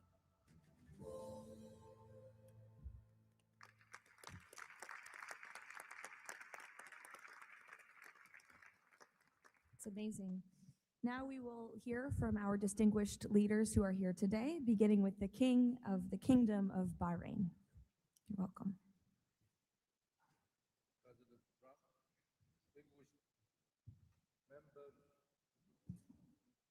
Of the Board of Peace, it is an honor to participate in this inaugural meeting of board convened by President Donald Trump. I take this opportunity to extend my heartfelt congratulations on this worthy and timely initiative. The meeting comes during the holy month of Ramadan, where we will pray to Almighty God that our endeavors will bring peace, security, prosperity to the world. As a founding member of the Board of Peace, the Kingdom of Bahrain recognizes and endorses the tremendous potential of this body, the extraordinary drive of its chairman, and his sincere efforts to unify nations in our common objective of fostering and enduring peace for the Middle East. We greatly appreciate President Trump's initiative in presenting the Gaza Peace Plan and establishing this board as a vital platform for dialogue, action, and delivery. As we embark on this historic journey together, we urge all peace-loving nation organizations and groups to actively engage in the successful implementation of the second phase of the Gaza Peace Plan. This includes ensuring a lasting ceasefire in Gaza, facilitating its reconstruction, and providing hope and new opportunities for the people of Palestine and Israel. This inaugural meeting of the Board of Peace marks an extraordinary and pivotal chance to envision a new future to Gaza, one that emerges from the ruins of conflict to building a landscape of security, aspiration, hope, and opportunity for its people.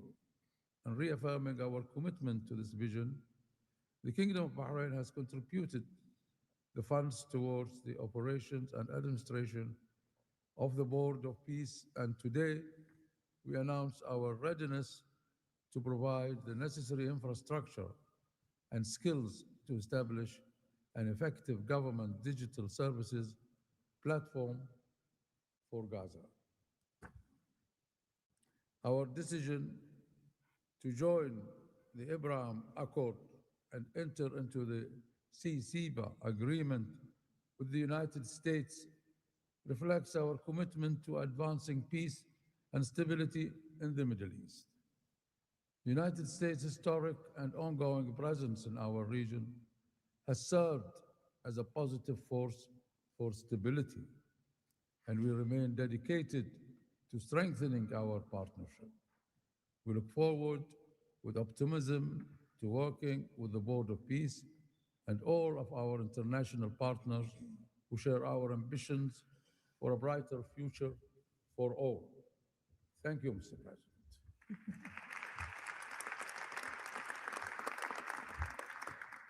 Next, the President of the Republic of Kazakhstan. Dear Mr. President, ladies and gentlemen, our meeting here at the Donald Trump U.S. Institute of Peace comes at a moment when decisive and pragmatic actions matter most.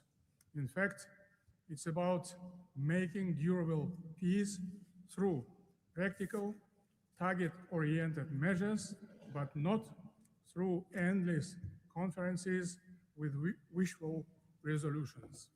Mr. President, your clear vision and far-sighted approach to promoting global peace and stability has inspired my country to join the Board of Peace.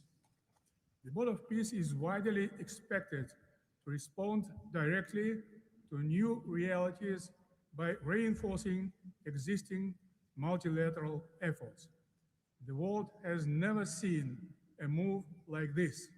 It is absolutely unprecedented because, in essence, peace through construction is a very innovative concept or project, and it has every chance to become a reality by our joint efforts. Therefore, Mr. President, I acknowledge and accept your conviction that lasting peace must be built on concrete actions. As our first step, we are ready to contribute a significant amount of cash finance directly to the Board of Peace without any delay. Kazakhstan is also keen to be part of the restoration and construction process through international companies with strong credentials. The program, mostly funded by our government, may include the construction of infrastructure, housing, residential complexes, schools, hospitals, and other important civilian facilities, as well as the rubble clearance. We pledge to fully accomplish our financial commitment toward the board. As one of the world's major producers of wheat, Kazakhstan is ready to provide humanitarian assistance to enhance food security in Gaza and beyond.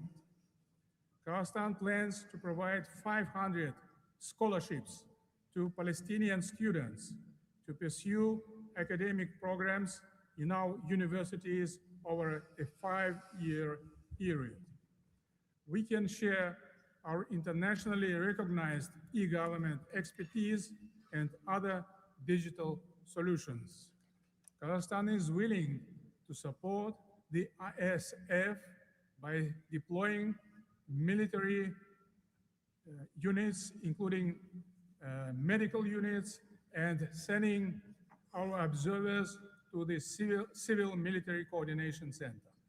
Sustainable development in the Middle East requires new ways to promote peace, cooperation, and trust across the region.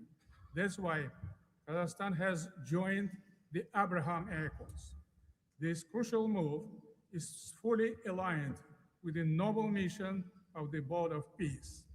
Both of them may constitute a solid basis for joint efforts to promote peace and security in the Middle East and to foster economic, humanitarian cooperation in the region and even beyond.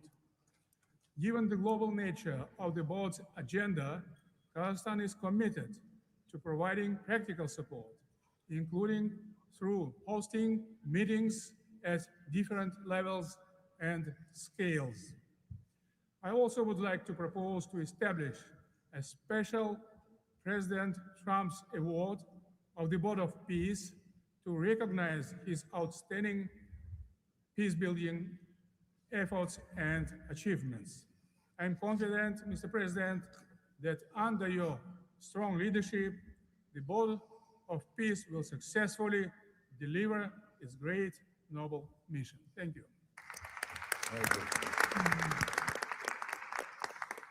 Next, the President of the Republic of Uzbekistan. Уважаемый господин президент Трамп, ваше превосходительство, позвольте выразить искреннюю признательность президенту Соединенных Штатов Америки Дональду Трампу за созыв инаугурационного заседания Совета. Несомненно, сегодняшний саммит – это результат политической воли и прагматизма президента Трампа. Узбекистан поддержал миротворческую инициативу о создании Совета мира и твердо заявил о намерении принять практическое участие в ее успешной реализации. Убежден, что работа Совета позволит сформировать благоприятную обстановку для экономического и социального восстановления сектора Газа. При этом любой механизм внешнего управления должен непременно опираться на внутреннюю поддержку населения сектора. Скоординированные усилия всех сторон позволят обеспечить устойчивость постконфликтному процессу и создание условий для скорейшего восстановления Газы. Подчеркну, что Узбекистан готов внести посильный вклад в возведение жилых домов, детских садов, школ и больниц. Уважаемые друзья, символично, что нынешний саммит проходит в Институте мира имени Дональда Трампа. Наша встреча является ярким проявлением международной солидарности, миротворчества и общего стремления к улучшению ситуации на Ближнем Востоке. Мы должны использовать эту историческую возможность для построения новой Газы с процветающей экономикой и достойным условием жизни для всего населения. Благодарю за внимание.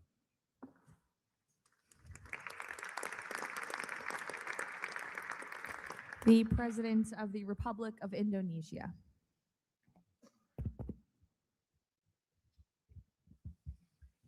President Trump, distinguished delegates, Indonesia, from the first day that we studied President Trump's 20-point plan, we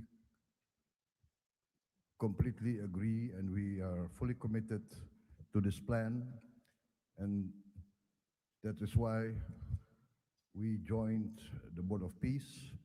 We are committed to its success.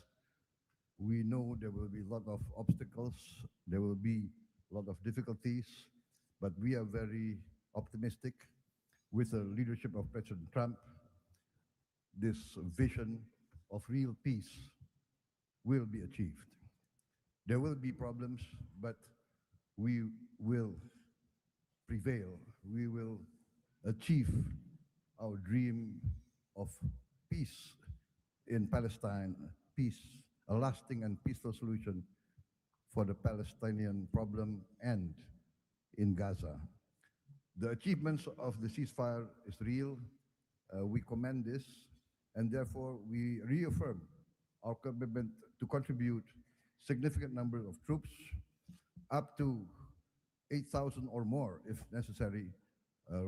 We are prepared to contribute the troops to take part actively in the International Stabilization Force to make this peace work. Thank you very much.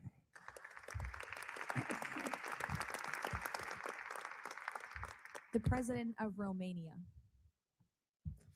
First of all, President Trump, thank you for convening this very important meeting. And thank you for your involvement and leadership for the peace plan in Gaza, a peace plan that have been comprehensive and stable, and also for your efforts and results in other parts of the world.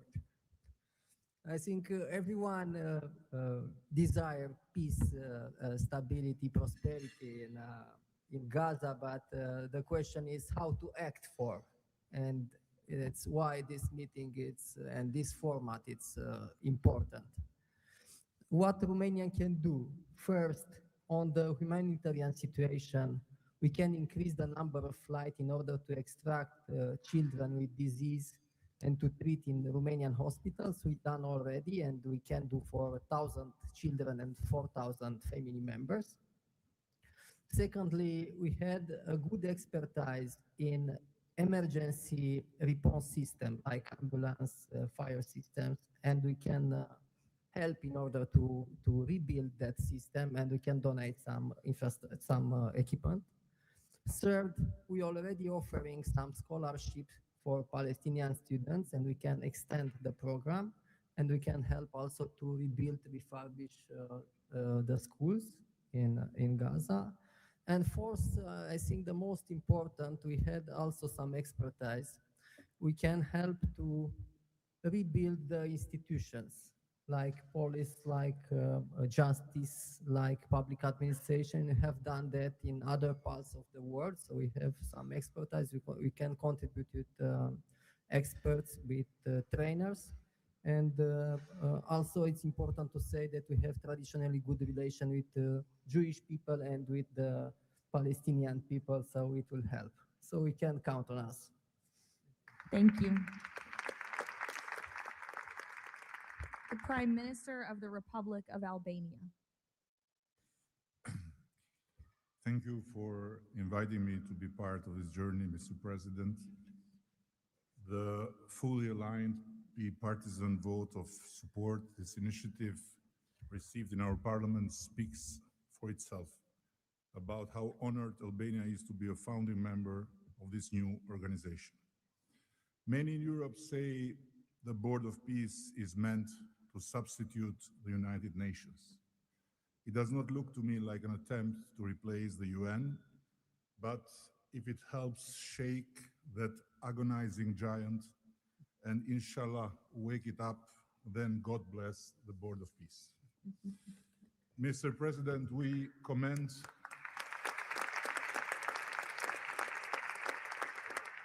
commend your decisive role in bringing a halt to the heartbreaking conflict in Gaza, and Albania has confirmed its participation in the stabilization force with our troops. At the same time, I propose that this board invite all countries to contribute directly by building a dedicated public facility for Palestinian children, and in doing so, the world would help the children of Gaza, who are the most innocent hostages of the lunacy of Hamas,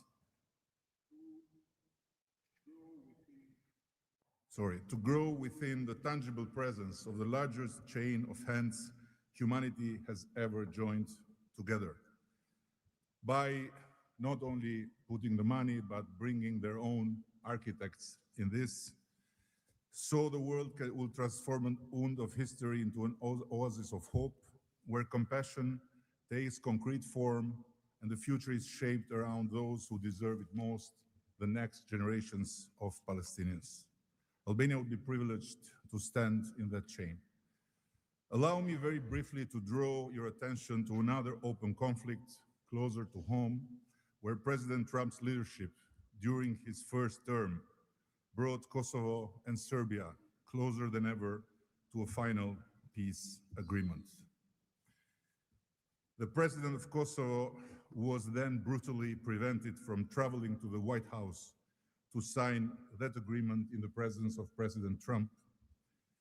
And this was the doing of the very same Sicario prosecutor that went after President Trump himself, and for that became worldwide famous.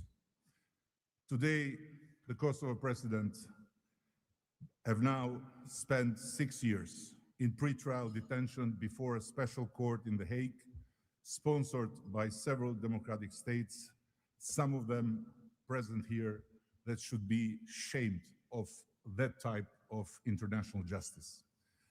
Just last week, Mr. President, another prosecutor funded by this great country and its taxpayers requested 45 years of imprisonment for him, a request that sent shockwave of humiliation through an entire peace-seeking nation. At this moment, only a few months stand between a man who rose from resistance to ethnic cleansing to become a peacemaker and the potentially devastating outcome in a court that has so far failed at every step to uphold the standards of democratic justice. For the sake of God, Mr. President, let's do something before, as you say, very bad things might happen again. And again, thank you so much for including Albania in this noble initiative by bringing close friends of Israel and of the Arab countries. We very much hope to be an added value in your amazing vision.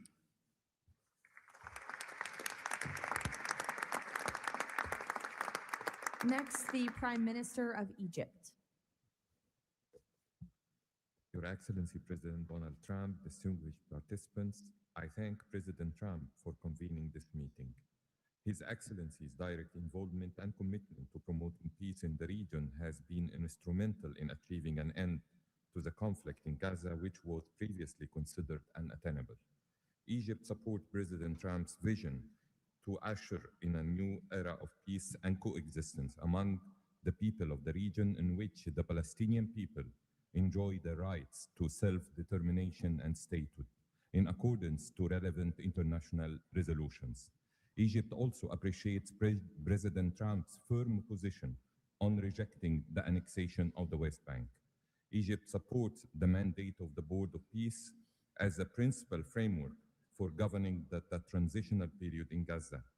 It is necessary to fully empower the National Committee for the administration of Gaza to function effectively from within and throughout the Strip. Also, preserving the institutional and geographical link between the West Bank and Gaza is vital for the Palestinian Authority to eventually resume its role in Gaza. Within the framework of Egypt's support to President Trump's plan, Egypt will continue its effort to train Palestinian police personnel to maintain security within the Strip. Egypt values President Trump's position rejecting the deportation of the Palestinian people from Gaza as reflected in the 20 points plan, and stresses the importance of initiating early recovery projects in the whole of the Strip in a manner that preserves its geographic unity. Let us consider today's meeting as initial step in advancing these objectives. Again, thank you, Your Excellency President Trump. Thank you. The Prime Minister of the State of Qatar. Thank you.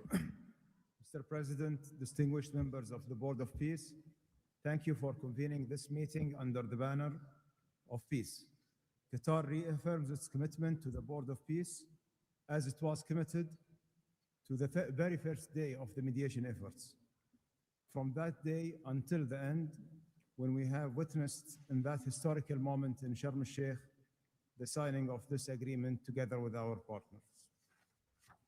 For decades, this conflict has burdened our region and the world, and our responsibility remains to achieve a just and lasting resolution. The board, under the President Trump leadership, will advance the full implementation of the 20 points plan without delay, ensuring fairness and justice for both Palestinians and Israelis. In this spirit, Qatar pledges $1 billion in support to the board mission aimed at reaching a final resolution that fulfills Palestinian aspiration for the statehood and recognition, and the Israeli aspiration for security and integration. We will also continue our humanitarian coordination together with our UN partners and the Board of Peace. Thank you very much. Thank you.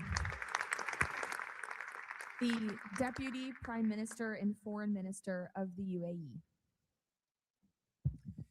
Mr. President, thank you for gathering us today. I really hope that the beginning of Ramadan will give us all guidance towards peace, coexistence, and living in prosperity with each other. Mr. President, just over 5 years ago, you with your friend, my president, Sheikh Mohammed, and the Prime Minister of Israel launched the Abrahamic Accords. And since then, we've managed not only to work with you, with Israel, towards a better future for the region, but even when October 7th took place, the UAE managed to work with Israel in providing, since the war started, almost $3 billion of assistance to the Palestinian people in Gaza. Today, Mr. President, the UAE announces a further $1.2 billion for supporting Gaza through the Board of Peace, which I'm delighted that I've been working with so many friends like Steve and Jared, Secretary Rubio, who's been so inspiring in so many other ways, on so many other fronts, and looking forward working with him for in the future. And Mr. President, if it wasn't for your support, I think this board would not have been gathered. We would not have had the meeting in New York to end this war when you gathered 8 leaders of the region to end this war. So, Mr. President, during Ramadan, we pray for your success. Thank you. Thank you. The Minister of Foreign Affairs of the Kingdom of Morocco. Thank you. Mr. President, His Majesty King Mohammed VI welcomes and supports your vision and leadership to foster peace and prosperity around the world, and in particular in the Middle East. Thanks to your peace plan for Gaza, a ceasefire was achieved, a tragic war was ended, lives were saved, and a pragmatic and forward-looking approach to rebuild Gaza was crafted. Today, as a committed founding member of the Board of Peace and upon instructions of His Majesty King Mohammed VI, Morocco is pledging the following in honor of the President Trump's visionary peacemaking. 1, Morocco has already made the first ever financial contribution to the Board of Peace. 2, Morocco is ready to deploy police officers and train policemen from Gaza. 3, Morocco will deploy a high-ranking military officers to ISF Joint Military Command. 4, Morocco will deploy a military field hospital. 5, Morocco is ready to lead a de-radicalization program to fight hate speech and promote tolerance and coexistence. To conclude, allow me, Mr. President, to briefly highlight 4 elements. The conditions set in phase 2 of the your 20-point plan should be met for the success of our action.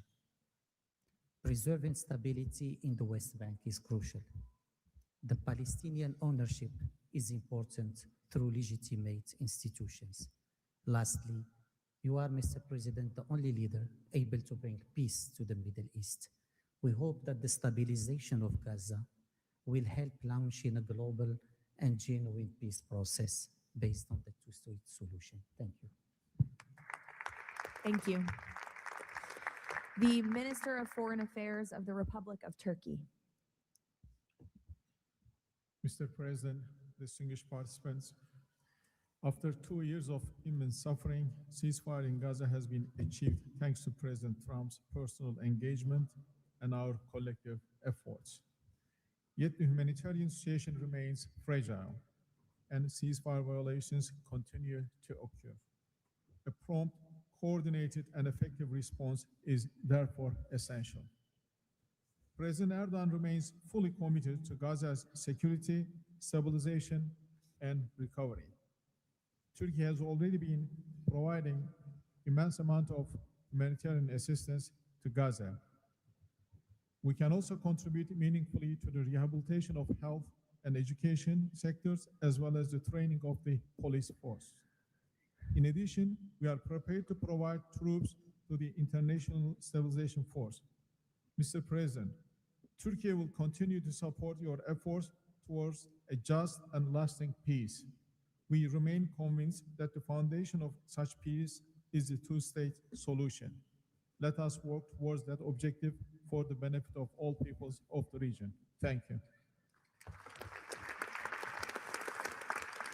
The Minister of Foreign Affairs of the State of Kuwait.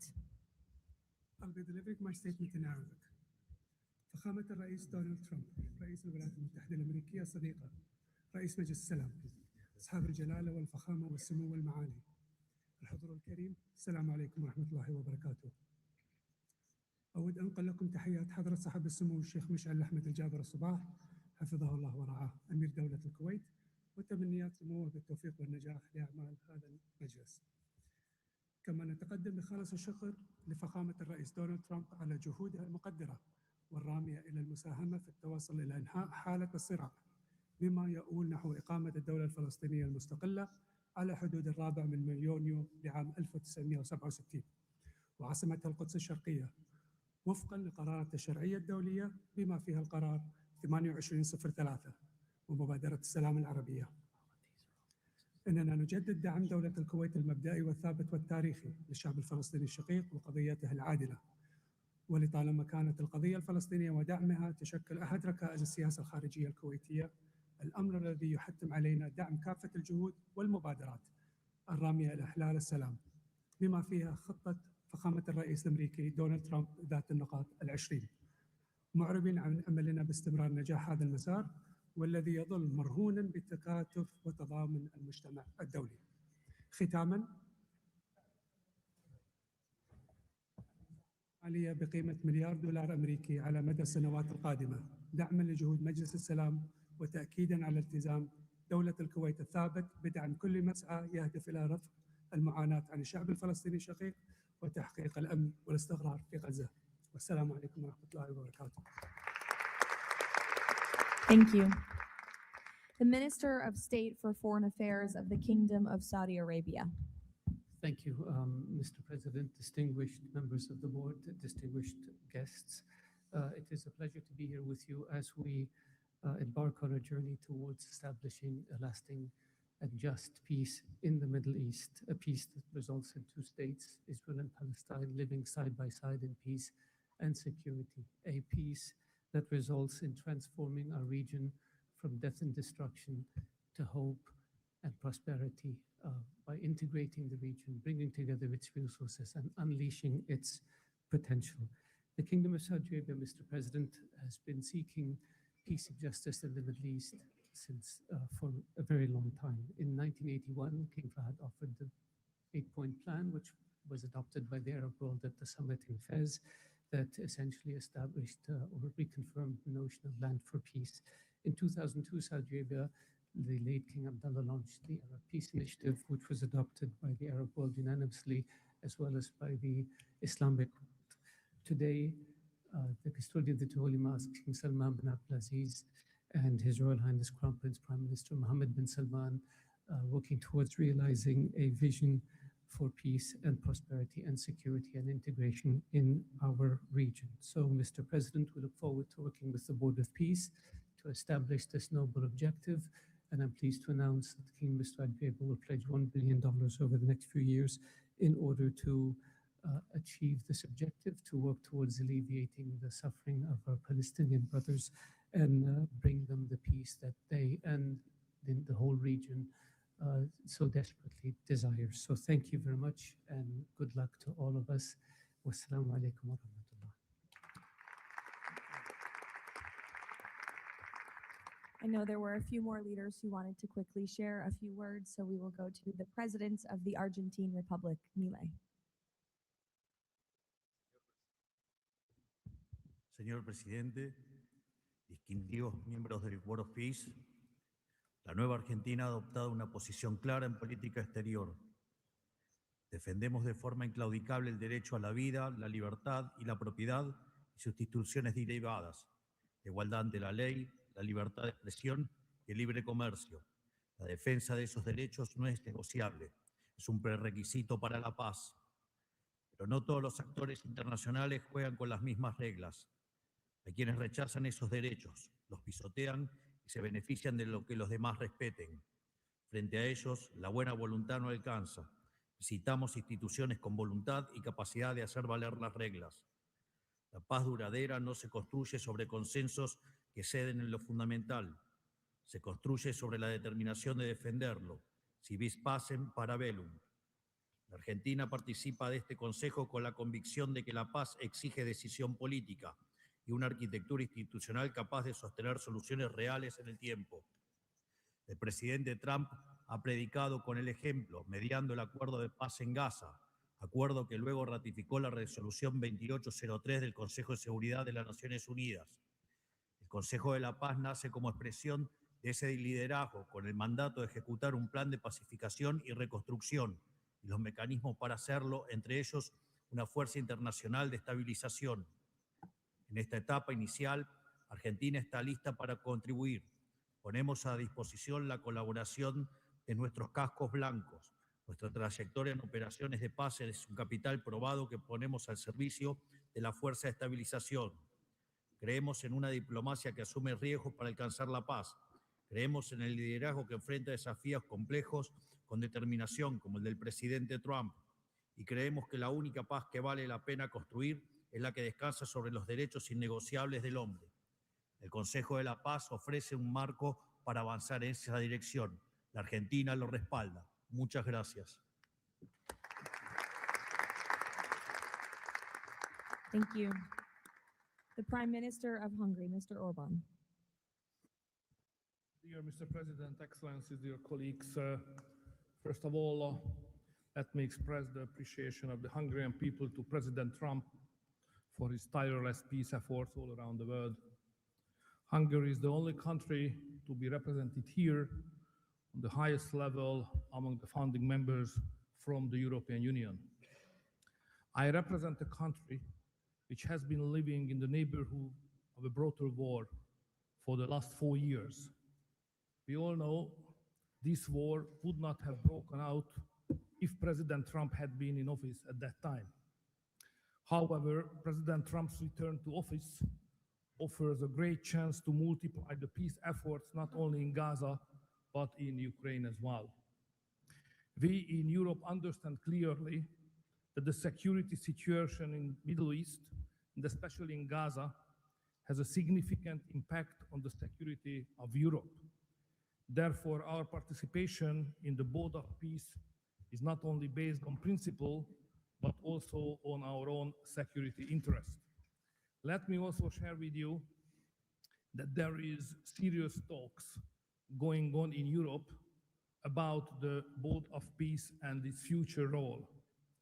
We understand that during the recent decades, international organizations have failed to fulfill their role to preserve peace and stability worldwide. Therefore, new initiatives are needed to bring forward the issue of peace globally. We are sure that President Trump's initiative to establish the Board of Peace is such a step to the right direction. President, we are proud to be among the founding members, and we are happy to be in such a great company. Thank you very much. Thank you. President Peña of Paraguay, who tapped my shoulder, wants to say a few words. Yes, thank you, Caroline. Thank you, President Trump. Thank you for bringing hope again, President Trump. I think that of the many things that you have achieved in the last 12 months as President of the US, I think the greatest thing, and I'm probably the youngest head of state here, is hope, President. We have lost hope about solving problems for many, many decades. A system that was broken, a system that was not able to bring solutions. Now we're seeing that thanks from your leadership, we are solving the issues. I come from a country that 160 years ago face extinction. We went to a war against our neighbor and we lost 60% of our territory and 90% of the male population. So we know on our own flesh the hardship and all the difficulties of war. That's why Paraguay is so proud to be a founding member of the Board of Peace. And we're here to collaborate. Maybe we are not going to be the country that's going to bring the more money or the more security forces, but I think that there is a lot that all of the countries can bring to the table to solve these issues. Paraguay, together with a handful of countries, have been supporting Israel, and we will continue to do so. But we come here with an open heart to work for peace. And today is Gaza, tomorrow will be another conflict area in the world, but we need to solve each of all these conflicts, and I really appreciate the leadership that you have taken, President. Paraguay stand ready to collaborate next to you. We're going to continue to support the U.S. initiative. Probably the only day that we're not going to be able to support the USA is going to be on June 12th, because Paraguay is going to be facing the U.S. in the World Cup. Thank you very much. Thank you. The Minister of Foreign Affairs of the State of Israel, please. Thank you. President Trump, this is an important day. Your historic actions have proven time and again. You are a leader who takes initiative, forges new paths, and works toward a better future for the entire world. Your visionary leadership, alongside as Prime Minister Netanyahu's resolve, brought all our hostages home from Gaza. Thank you for that. I'm proud to represent here the State of Israel that stood through such a difficult war for 2 years on 7 different fronts, demonstrating resilience and strength. As I stand here, I recall the 925 brave soldiers that gave their lives in a war against pure evil, Hamas, Islamic Jihad, and Hezbollah. These are the best people. To them, we owe our existence and all our achievements. They will not be forgotten. I think of them and their families who paid the heaviest price. Since Hamas violently took over Gaza in 2007, it built the largest terror state in the world with huge terror infrastructure above and below ground. October 7 was the peak of Hamas' ongoing terror campaign through decades. Hamas raped and murdered women, killed children in front of their parents and parents in front of their children, burned whole families alive. That terrible day will not be forgotten, and we must act to ensure it never repeats itself. Distinguished leaders, all previous plans for Gaza failed because they never addressed the core issues: terror, hate, incitement, and indoctrination. At the heart of President Trump's comprehensive plan are the disarmament of Hamas and Islamic Jihad, demilitarization of Gaza Strip, and de-radicalization of Palestinian society there. It's the first plan to address the root of the problem. We support it and are working and will work toward its success. As Mr. Mladenov emphasized, Hamas must be disarmed. That includes all its weapons, its terror infrastructure, underground tunnel network, and weapons production facilities must all be dismantled. As the plan emphasized, there must be a fundamental de-radicalization process. The infrastructure that indoctrinates Palestinian children to hate and kill Jews in educational and religious institutes should no longer exist. All those are important not only for the Israelis. Gazans have lived under a terror regime for decades. The people of Gaza must be liberated from these terrorists. I want to make this opportunity to wish Muslims around the world Ramadan Kareem. Distinguished leaders, President Trump's visionary leadership creates for the first time, an opportunity for a better future. On behalf of Israel, I say thank you, Mr. Trump. Thank you for your leadership. Thank you. Lastly, the Prime Minister of Pakistan.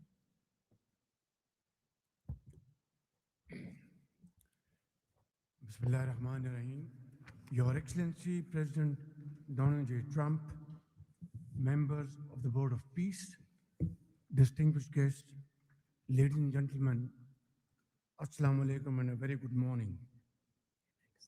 It's a great honor, Mr. President, to attend this inaugural Board of Peace meeting in this holy month of Ramadan, and may God reward you and make you successful in your efforts to bring lasting peace in Gaza. Mr. President, we deeply appreciate your unique initiative and your dynamic leadership in advancing peaceful solutions to conflicts across the globe. Your bold diplomacy has surely brought calm to many international serious hotspots. Your timely and very effective intervention to achieve ceasefire between India and Pakistan potentially averted loss of tens of millions of people. You have truly proved to be a man of peace. And let me say, Mr. President, you are truly savior of South Asia. The people of Palestine have long endured illegal occupation and immense suffering. And to achieve long-lasting peace, it is very important that ceasefire violation must end to preserve lives and advance reconstruction efforts. The people of Palestine must exercise full control of their land and their future in line with UN Security Council resolutions. Mr. President, we must work together towards a credible pathway to Palestinian self-determination through the establishment of an independent, sovereign, and contiguous state of Palestine in line with the relevant resolutions. Mr. President, we hope that under your visionary and dynamic leadership, we will ensure a just and lasting resolution to the issue of Palestine. And today is a day which will mark a place in the annals of history that through your efforts, through your untiring support and great efforts, long-lasting peace in Gaza will be achieved, will be your legacy for all time to come. Thank you.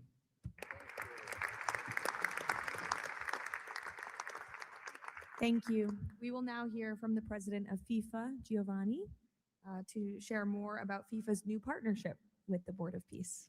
Thank you, Caroline. Dear President, distinguished leaders, dear friends, I just have 3 quick points I want to mention now. Football, that's the first point, football or soccer as it is called, here is the world's universal language. It is spoken by 6 billion people, 6 billion fans who have the same feelings. It's about hope, it's about joy, it's about happiness, it's about coming together, and it's about uniting the world. Mr. President will unite the world here this summer during the World Cup, but if we truly want to unite the world, we need peace, of course. And this brings me to the second point, because today we announce a true partnership between the Board of Peace and FIFA, and I'm very proud and very happy to announce this. After having heard your presentations in Davos, I was feeling that we need to help, we need to do something. Everyone has to support peace. Everyone in this room, Mr. President, everyone outside of this room who would like to be in this room has to support peace as well. We all have to contribute for this, and that's why FIFA wants to contribute, because we don't have to just rebuild houses or schools or hospital or roads. We also have to rebuild and build people, emotion, hope, and trust. And this is what football, my sport, is about. And the third point is that, of course, as you all know, images speak louder and better than words. So we prepared a short video, and you can watch this video. I invite you to look at it carefully. Thank you very much. God bless peace, and God bless the Board of Peace. Ramadan Kareem. Thank you.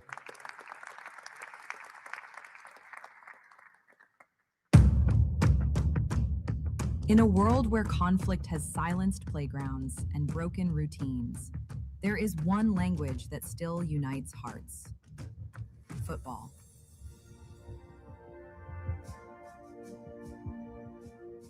A simple ball, a shared field, a reason to believe again. Today, FIFA and the Board of Peace come together to turn football into a bridge toward peace, dignity, and hope. Through this partnership, a complete football ecosystem will be created.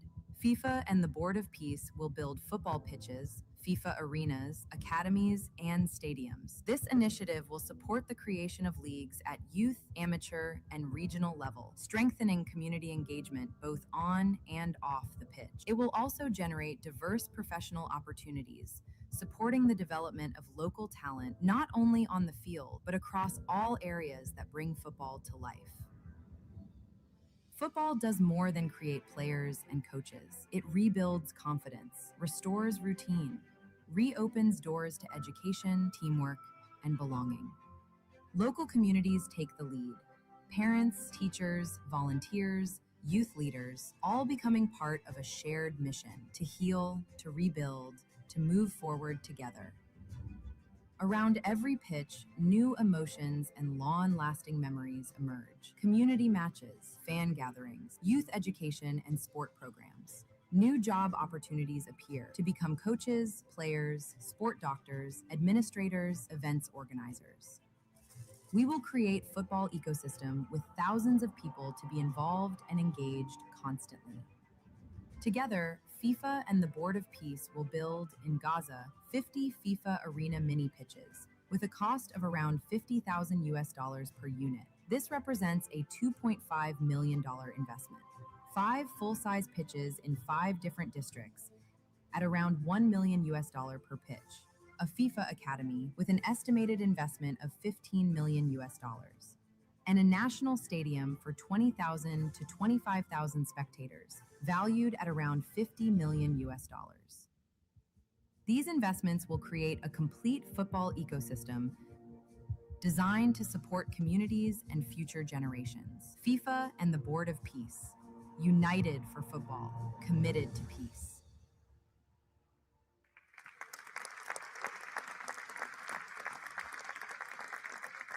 Thank you, Gianni. That's wonderful.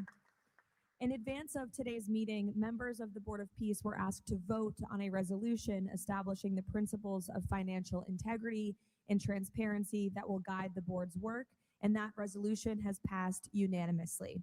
So now President Trump, as chairman of the board, will sign the resolution in the presence of a quorum of the board.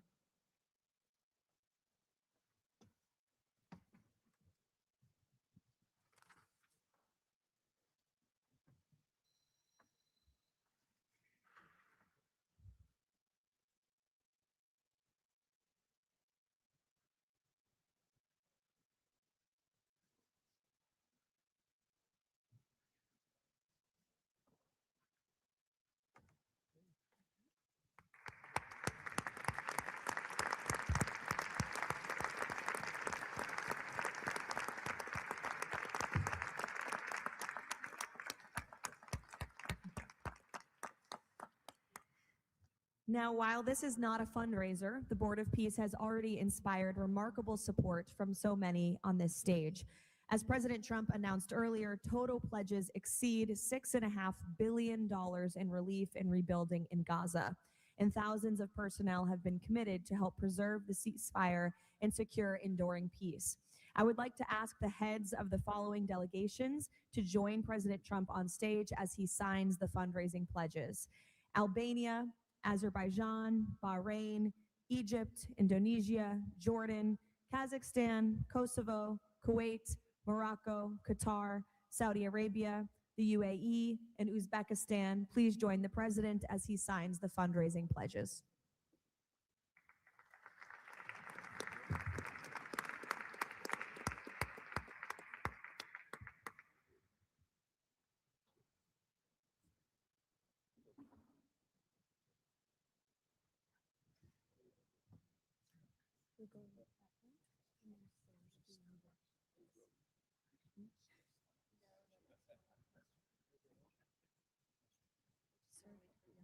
You'll go this way.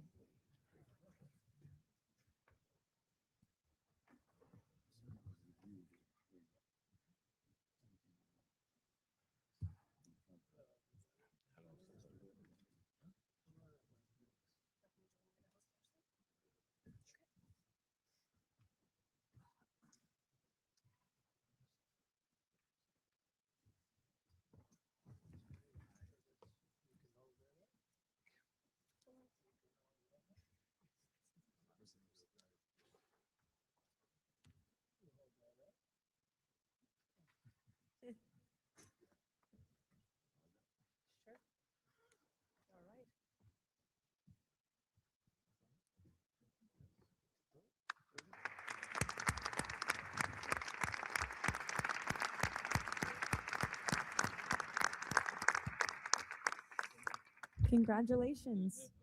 Now, President Trump, if you would like to say a few words to conclude, and then you have the honor of gaveling out the first ever Board of Peace meeting. Well, thank you very much, Caroline. And I will say that this has been, I think, will maybe be one of, if not the most important day of our careers. And we've had some pretty good careers up here, but this is something very special. And we're going to straighten out Gaza. We're going to make Gaza very successful and safe. And we're also going to maybe take it a step further where we see hotspots around the world. We can probably do that very easily. This is a tremendous group of powerful people and brilliant people. And I think that we can do things that a lot of other people would not be able to even conceive of or think of. We will help Gaza. We will straighten it out. We'll make it successful. We will make it peaceful. And we will do things like that in other spots. Spots will come up. Things will happen that nobody's even thinking about now and not even conceivable. But we will take care of a lot of things, and we'll work again with the United Nations and bring it back to health. It needs help. It's got tremendous potential, but it needs a lot of help. And I think we can start with doing that pretty soon. Michael, I think we're going to work on that very strongly. We can fix up even the building physically. I love to see beautiful buildings. I like to see buildings fixed up physically, not look like they are in disrepair. We don't like that. So we're going to do a job with the United Nations. We're going to have some very good people, and you have some very good people there right now, but we're going to put some extra people in, and we're going to have it help us. But most importantly for today, the Board of Peace is going to lead the way in Gaza. We're going to make Gaza an example of success and safety and unity.